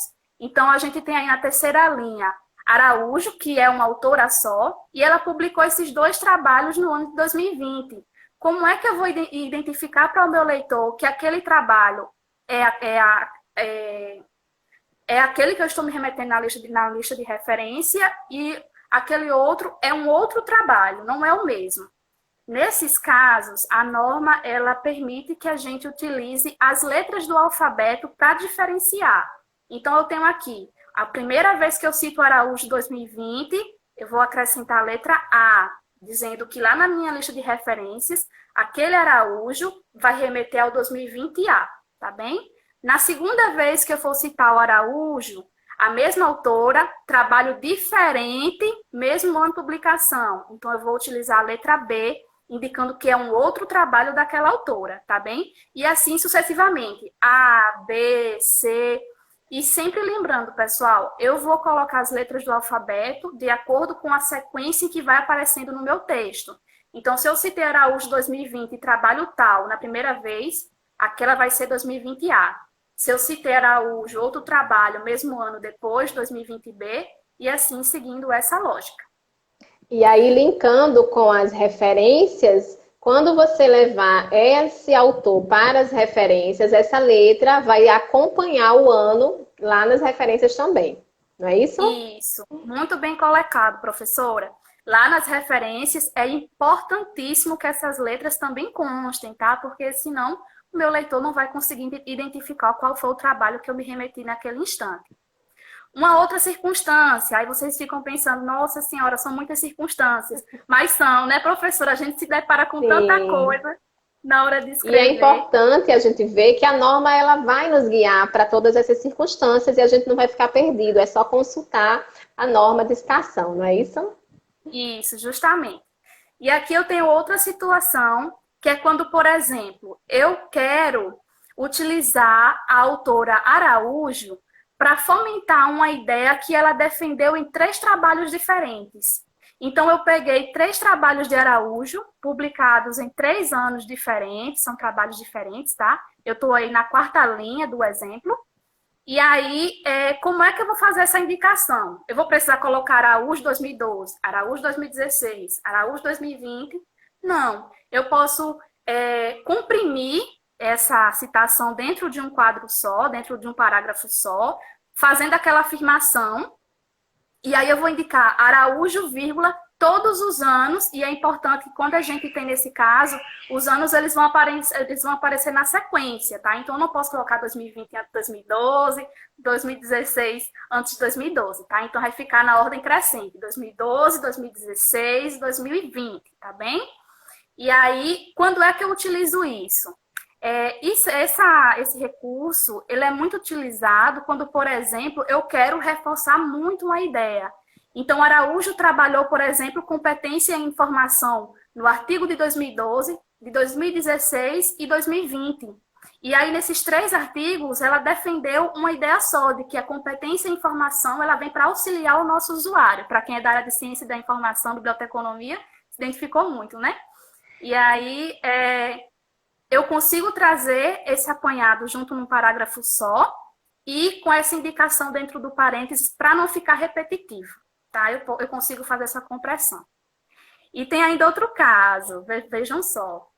E se eu estiver, por exemplo, tratando sobre a desigualdade social e eu quero discutir a desigualdade social fazendo um contraponto das ideias de Araújo, de Fernandes e de Ribeiro, que foram publicados em anos diferentes.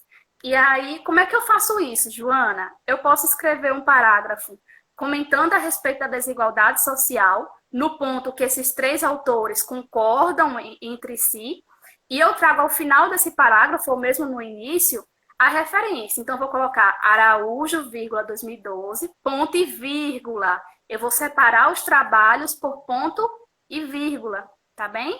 E aí vem o outro autor e depois a outra indicação de citação, tá? Quando eu tenho essa sequência, eu vou utilizar ponto e vírgula para diferenciar um trabalho do outro. E aí a gente percebe, Joana, que a ordem é a ordem alfabética dos autores, né? Isso. Quando a gente tem esse caso, né, quando eu estou fazendo uso de vários autores ao mesmo tempo para tratar daquela ideia, daquele conceito, eu vou apresentar esses autores em ordem alfabética, tá bem? Dica muito importante. Excelente. São exceções à regra, mas acontecem e a gente precisa saber quando acontece, como é que eu vou referenciar. Joana está aqui explicando muito didaticamente, inclusive com exemplos para a gente. A live vai ficar gravada no nosso canal do YouTube. A anterior eu já consegui automaticamente postar no IGTV, então vocês também vão conseguir assistir. E na dúvida, o que é que a gente faz, Joana? Consulta. Consulta a norma. A norma. Sim. Nós temos uma outra exceção, Joana, que é também muito comum. Quando o autor for uma entidade, um órgão público, como é que a gente faz essa citação? O que é que a gente usa para fazer essa citação? Certo. Esse caso é bem curioso, né? Porque quando nós tratamos de pessoas físicas, o sobrenome nós sabemos que é o primeiro elemento a aparecer. No caso de pessoas que são de autoria, que é um órgão, que é uma entidade, como é que eu vou fazer? Eu vou virar novamente aqui a tela para que vocês possam ver, tá bem?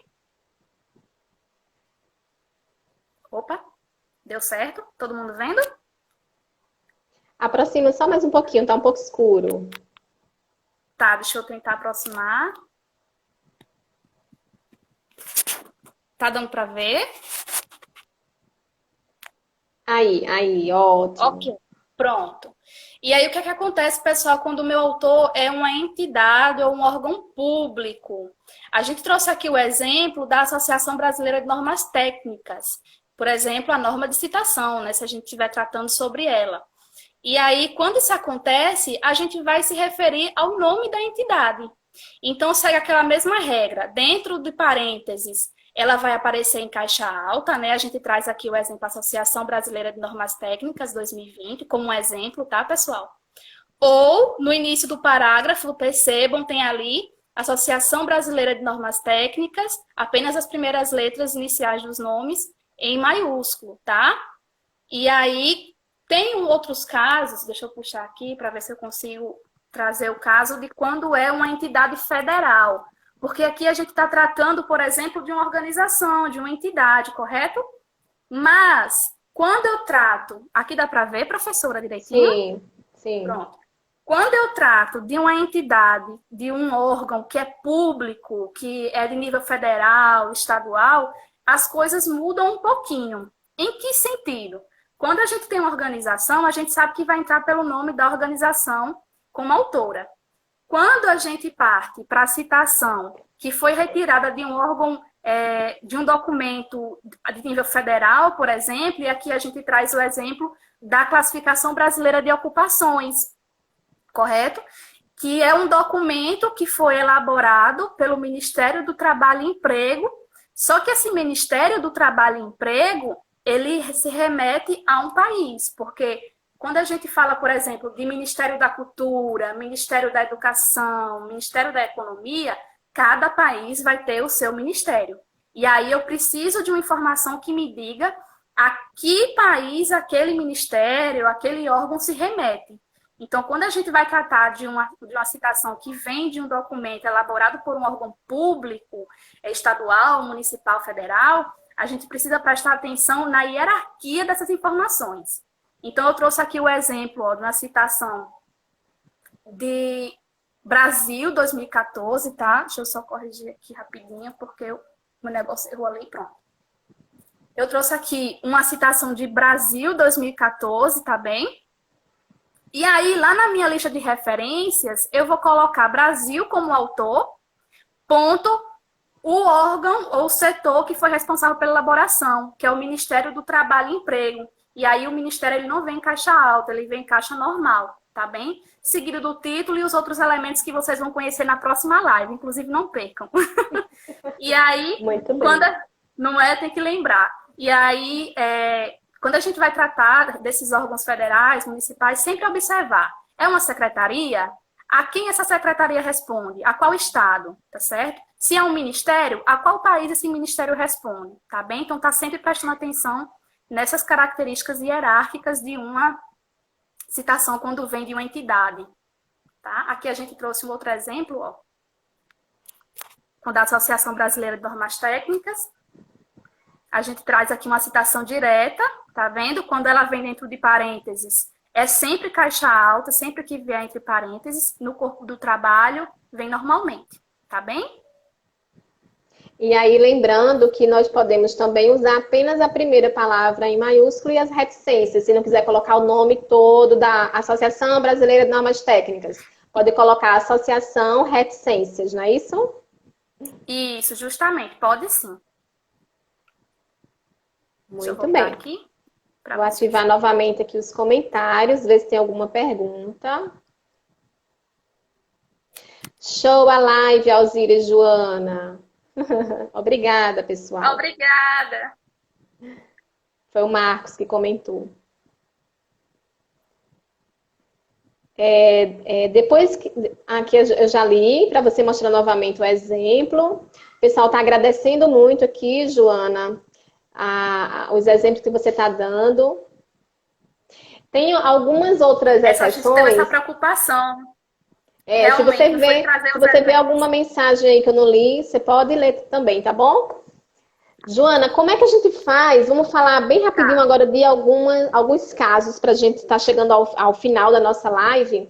Existe também a necessidade, muitas vezes, de um autor querer fazer uma citação direta e querer destacar alguma palavra. Estou lá falando sobre desigualdade social. E aí o autor vai lá e diz um termo chave central que eu estou defendendo. E aí eu quero destacar, né, essa frase, essa palavra, esse trecho. Isso é possível? Eu posso alterar uma citação direta? Como é que a gente pode fazer isso? O que a norma diz sobre isso? Muita gente fica com medo nessa parte, não é? Pensando, eita, será que eu vou poder colocar um negrito numa citação direta? Porque é aquele Ctrl-C, Ctrl-V, né? Então muita gente fica com esse receio. Mas a norma permite, tá, pessoal? Ele traz esse recurso. Se você, por exemplo, quiser dar um destaque para o termo desigualdade social, que está lá dentro de uma citação direta, e é importante ressaltar que esse grifo ele vai sempre aparecer nas citações diretas. Nas citações indiretas, ele não vai aparecer, tá? E aí, como é que eu faço para dar esse destaque? Eu vou colocar em negrito, e aí, dentro do parênteses lá, depois da página da minha citação direta, eu vou colocar uma vírgula e vou colocar o seguinte, grifo nosso, tá? E aí eu vou estar indicando que aquele grifo que está lá na citação não está constando na obra original, mas eu quis colocar para dar um destaque a mais e chamar a atenção para um ponto que eu quero que seja melhor observado. A norma também fala do grifo do autor. Que casos são esses? É quando, por exemplo, eu peguei essa citação, copiei, colei no meu trabalho, e esse termo, ele já vinha negritado da citação original. Então, quando esse negrito, ele já vem, quando esse destaque ele já vem na citação, eu vou colocar grifo do autor, e não grifo nosso, identificando que esse grifo já veio da fonte principal, já veio com ele. E aí eu utilizo o grifo nosso quando é um grifo que eu coloquei no trabalho. Muito bem. E Joana, quando eu quero pegar, eu estou lá lendo um parágrafo de 20 linhas, mas eu quero pegar da 10ª linha até a 15ª. Eu nem quero pegar o início nem o final. Tem uma forma de fazer isso? É diferente? Explica pra gente. Ah, tem sim. A bendita norma traz um monte de casos para nos ajudar nesse sentido, né? E aí ela traz o exemplo da supressão. O que é a supressão? A supressão é um símbolo representado por colchetes, né? A gente abre colchetes, coloca reticências, os 3 pontinhos, e fecha colchetes. Essa é a supressão. E aí eu vou colocar a supressão justamente nessas partes que eu cortei da citação direta. Novamente, esse é um recurso que não aparece na citação indireta, apenas na citação direta, tá, pessoal? Que é quando eu estou fazendo Ctrl+C, Ctrl+V. E aí, quando eu utilizo esse elemento de supressão, abro colchetes, coloco reticências e fecho colchetes, eu estou indicando para o meu leitor, que justamente, professor, é esse mesmo.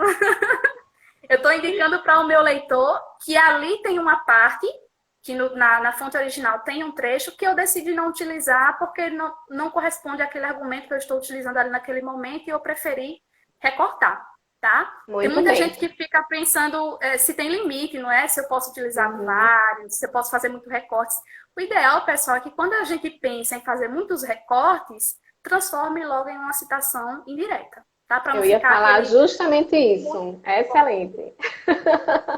Muito bem. E existe também o caso de você querer fazer uma citação direta, mas aí o trecho que você recortou precisa de uma palavrinha ali no começo, ou você quer dizer um mais, ou então, você quer destacar, colocar uma palavra sua, mas que não está na citação. Eu posso fazer isso? Pode também. Também está liberado. Como é que a gente faz isso? Esse recurso é chamado na norma de citação de interpolação. O que é a interpolação? E aí a gente vai utilizar a supressão para ter uma visualização. A interpolação ela é representada entre colchetes. Então, por exemplo, eu quero adicionar dentro da minha citação direta, novamente, é um recurso que só aparece na citação direta, tá?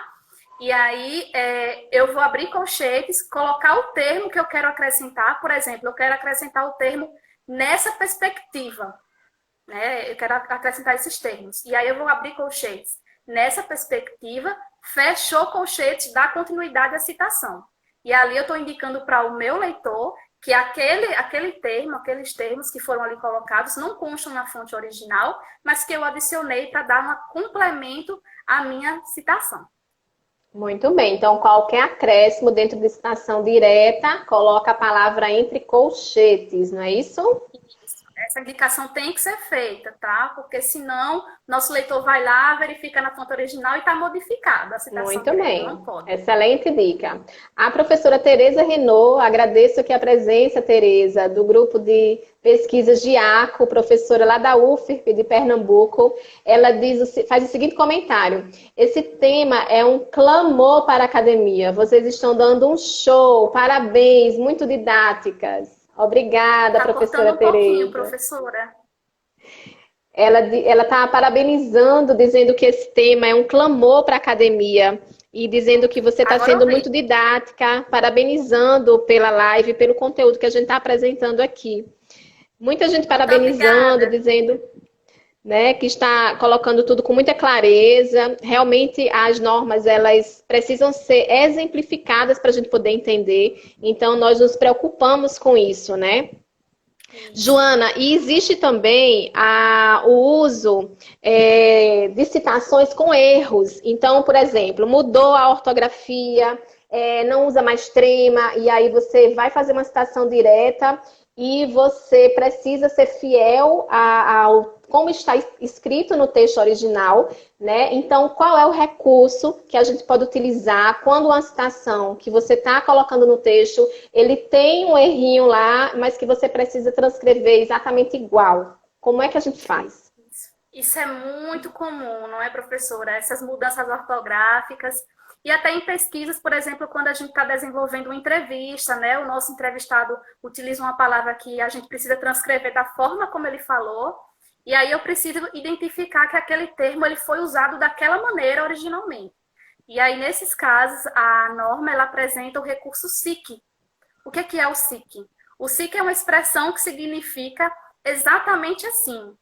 E aí, quando eu utilizo esse SIC, eu estou mostrando para o meu leitor que aquele termo ele está apresentado na fonte original daquela forma, que o meu entrevistado utilizou-se daquele termo exatamente daquela maneira, tá certo? Então, isso ocorre também quando a gente tem essas modificações na língua, né? Quando o nosso português muda um pouco e a gente está usando livros antigos com esse uso do trema, por exemplo, que não se usa mais. E aí, como é que eu vou representar o SIC? O SIC ele vai vir apresentado dentro de parênteses, tá certo? Não é mais colchetes, a gente vem entre parênteses e coloca a expressão SIC, que é S-I-C, em caixa baixa, ou seja, em minúsculo mesmo, tá? S-I-C, tudo juntinho, dentro do parênteses, logo depois do termo que está escrito de forma errada. Muito bem. E aí tem mais um detalhe. É muito comum e está até se pedindo muito. Acho que travou um pouquinho, né? Tá ouvindo? Travou um pouquinho. Vou repetir. Está se falando muito na necessidade da gente trabalhar com textos internacionais. Acho que está travando. Deixa eu aguardar um pouquinho para voltar. Joana? Para mim, a câmera ficou parada. Deixa eu ver se Joana está ouvindo. Enquanto Joana vai voltar, agora voltou, né? Voltou. Vamos lá, tinha travado. Eu estava falando sobre a necessidade da gente estar usando muito texto internacional. Travou de novo.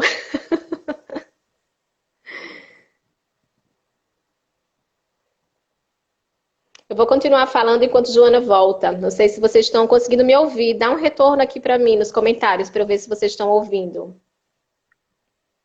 Voltou. Agora voltou. Tá chovendo muito, pode ser a conexão, não é, Joana? Eu estava falando sobre o uso de documentos em língua estrangeira. Cada vez mais está sendo solicitado a internacionalização nas instituições e isso também remete às nossas produções acadêmicas. Então, cada vez mais é cobrado que o aluno de graduação ou de pós, ele use textos em inglês ou em outras línguas. Nesse caso, se eu uso, por exemplo, um trecho traduzido, eu traduzo um texto que está em inglês para o português e faço uma citação traduzida no meu trabalho, como é que eu vou utilizar essa citação traduzida? Maravilha, professora. Ótimo ponto para ser tocado. A gente tem visto mesmo um incentivo maior dos professores, das universidades, de que os alunos eles comecem a fazer uso cada vez mais desses textos em línguas estrangeiras, normalmente o inglês, né? E aí, eu posso trazer essa citação para o meu trabalho traduzido? Posso sim. E a norma de citação, ela nos atende nesse sentido, dizendo que quando eu pego um texto, eu pego o trabalho de Silva, por exemplo, que foi publicado em língua inglesa, e aí eu quero trazer um trecho que está lá no trabalho dele para a minha monografia, para a minha pesquisa. Eu vou fazer a citação, se for uma citação indireta, como os recursos que pedem a citação indireta, então o autor e o ano, ou se for uma citação direta, o autor, o ano e a página, tá certo? E aí, logo depois dos elementos essenciais da citação que caracteriza a citação que eu estou fazendo, eu vou colocar uma vírgula, tradução nossa, indicando para o meu leitor que aquele trabalho ele está escrito em uma outra língua e caso ele chegue lá nas referências, ele não tem essa surpresa, né, de ver que é um trabalho em inglês e lá está em português. Então, por que está em português lá? o autor fez a tradução. Então, tem como a gente fazer essa indicação através da colocação, depois dos elementos da citação, vírgula, tradução nossa, fecha parênteses. Muito bem, Joana. Eu acho que nós conseguimos cobrir, falar sobre todos os aspectos da norma de citação, que realmente tem muitos detalhes, né? Então, se alguém perdeu algum momento aqui do que a gente falou, essa live vai estar publicada no nosso canal no YouTube, Descomplica TCC, para vocês poderem assistir, rever, ver os exemplos que Joana trouxe. Joana, tem alguma dica final que você gostaria de dar aqui para os nossos seguidores com relação ao uso da norma de citação? Algum outro elemento que você gostaria de pontuar? Fique à vontade. Muito. Tem algumas dicas que a gente pode dar, sim, para quem precisa consultar as normas, né? Em especial a de citação. Onde é que eu consigo acesso às normas? Muita gente fica louca, desesperada no Google, pesquisando a BNT 10.520, PDF, procurando o documento, não é? E aí, muitas pessoas desconhecem que as instituições de ensino, em sua quase totalidade, disponibilizam plataformas que trazem o conteúdo dessas normas. Quem for aluno da UFPB, a UFPB ela disponibiliza através do Target Get Web, e aí vocês vão me perdoar, né, pelo meu inglês, o Target Get Web, mas tem sim essa possibilidade de vocês acessarem pelo portal institucional, certo? Muitas instituições, elas disponibilizam as normas da ABNT atualizadas. Outra coisa que eu posso fazer para conseguir as normas da ABNT é conversar com o professor, solicitar um professor que eles sempre conseguem ter acesso a esses materiais, comprando no site da ABNT, por exemplo. E aí eu posso solicitar para o meu orientador, para um professor que é próximo a mim, por e-mail mesmo, e eles conseguem fazer essa disseminação. O que não é recomendado? A gente não recomenda que essa norma, qualquer norma da ABNT, seja consultada a partir de links da internet avulsos. Porque o que é que acontece? Muitas pessoas baixam as normas, editam e colocam ela novamente na internet com informações falsas, às vezes com erros. Então, para a gente não estar fazendo essa replicação de erros, é importante consultar fontes confiáveis. E a gente aqui, como bibliotecária, já veste a camisa da biblioteconomia e já segue guiando o usuário para as fontes mais confiáveis. Então, site institucional, professores, tá certo? Colegas pesquisadores, sempre tem como a gente ter acesso a essas normas através desses canais. Uma outra dica que a gente pode falar. Você me fez lembrar o fato de que muitas pessoas acabam replicando como um colega fez. Então, eu admiro Joana. Joana é super inteligente, então o trabalho de Joana não pode ter erro de normalização. Eu vou pegar o trabalho de Joana e vou ver como ela fez e vou fazer exatamente igual no meu trabalho. Isso é recomendado? Não é recomendado, porque Joana também é humana. E humanos cometem erros, né, pessoal? Então, assim, muitos colegas meus já fizeram isso, inclusive, foi muito importante a senhora ter citado realmente, de pegar um trabalho de um professor até, às vezes nem é um colega, de um professor, e vai lá, copia a estrutura de como ele desenvolveu a monografia, de como ele fez a citação.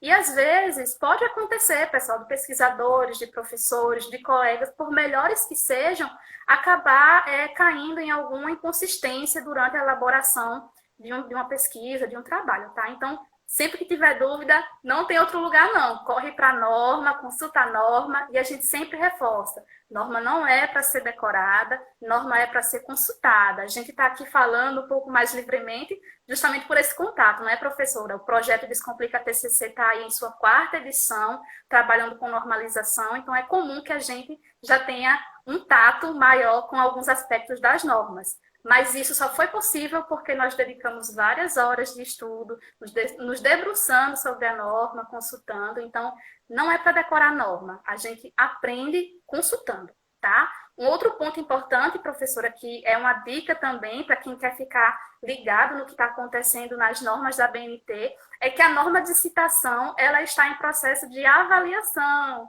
E aí, o que é que acontece? A senhora citou no início o fato de que as normas elas não mudam o tempo todo. E realmente, a norma de citação, a sua última atualização foi no ano de 2002. Então, percebam, a gente tem um intervalo aí de 18 anos para que seja feita uma nova avaliação. Então, isso é mito.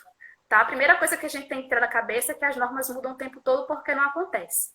Joana, a norma está mudando agora. Eu consigo consultar? Consigo. Eu anotei aqui o site para não entrar em gafe. Vocês vão entrar lá no site www.abntcatálogo.com.br. Vou repetir. www.abntcatálogo.com.br. Através desse site, pessoal, a gente consegue acompanhar quais são as normas que estão em processo de avaliação e o que é esse processo de avaliação. É o processo em que a ABNT ela abre para consulta geral as mudanças que estão sendo propostas à norma de citação. A gente sabe que a norma de referência, que vai ser discutida com a professora Vanessa, ela foi atualizada em 2018. Então, para acompanhar, já que as duas trabalham nesse mesmo alinhamento, não é, professora? É ideal realmente que a norma de citação não sofresse agora alguma alteração para acompanhar essas modificações que a norma de referência veio trazendo. Então, foi uma modificação que é muito bem-vinda. Qualquer pessoa pode contribuir, pesquisador, bibliotecários, vamos nos unir nessa causa, porque quem sabe onde a norma precisa ser melhorada é quem faz uso. Então, vamos lá, dar as nossas contribuições, verificar o que é que está acontecendo e até para baixar e comprar as outras normas, tá bem? Ficar por dentro de tudo, não perder nada. Excelentes dicas, Joana.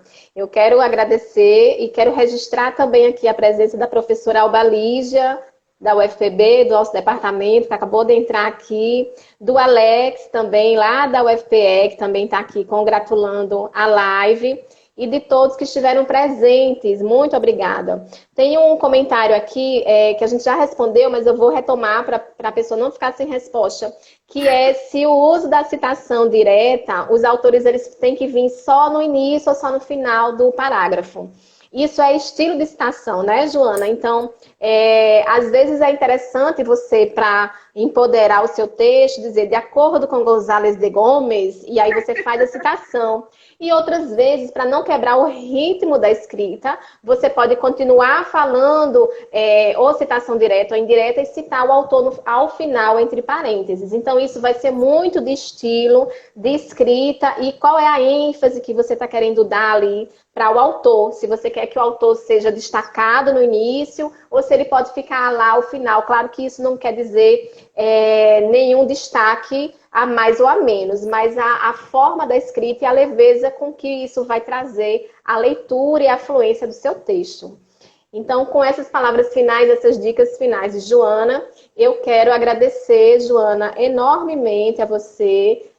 Todos estão aqui apontando a didática com que você trabalhou a norma de citação. É uma norma bastante densa, porque tem muita informação, e nós conseguimos trazer esses pontos com clareza, com exemplos práticos. Realmente foi muito bom, muito oportuno. E dizer que nós usamos as citações dentro tanto do referencial teórico como das análises, né? E toda citação, não esquecer, vai estar referenciada ao documento lá ao final. E aí eu quero deixar aqui o e-mail da Joana, joana.bibliotecaria@gmail.com, para qualquer dúvida que vocês tiverem. Vocês podem também mandar para o nosso direct, que eu encaminho diretamente para a Joana e ela responde a cada um que ainda tiver dúvida, ou que a gente não conseguiu ler aqui os comentários, ou que tenha alguma questão para colocar ainda sobre o assunto, podem mandar que a gente responde, tá bom? Também dizer que a nossa próxima live, essa ação Descomplica TCC em sua casa, ela está acontecendo durante esse período de distanciamento, para que nós não paremos as nossas ações. E acredito que ela vai perdurar, porque tem realmente tido um retorno muito bom, né? Tanto para os nossos colaboradores, como para quem está nos assistindo. E aí eu registro aqui que a próxima live vai ser no dia 21 de maio. Nossas lives são todas as quintas-feiras, às 19 horas. E essa do dia 21 de maio vai ser como fazer referências. Nós começamos aqui a pontuar alguns elementos e a professora Vanessa Alves, que está aqui também nos assistindo, a qual eu também agradeço a presença, vai estar descomplicando literalmente a norma de referências. E aí essa norma tem um quê especial, porque ela está atualizada, a última postagem, a última publicação foi em 2018, então tem muita coisa para se falar, inclusive ressaltando os aspectos que mudaram na norma, né? Então, com isso, nós deixamos as nossas palavras finais, agradecendo a todos, dizendo o nosso slogan, né, Joana? Descomplica TCC. Complicar para quê? O Descomplica TCC em sua casa. Agradece a presença de todos e assistam lá no nosso canal essa gravação. Boa noite, pessoal. Obrigada, Joana. Parabéns, foi maravilhosa. Eu que agradeço. Boa noite, pessoal. Até a próxima. Gente, printem aí uma foto bem bonita, né, Joana? Vamos dar um sorriso para a gente sair bonita? Ajeitar Os colaboradores do Descomplica, por favor, façam um print. Aê! É isso aí, gente. Brigadão. Boa noite a todos. E esperamos vocês na próxima live. Obrigada, Joana. Parabéns. Eu que agradeço. Até a próxima. Tchau, tchau.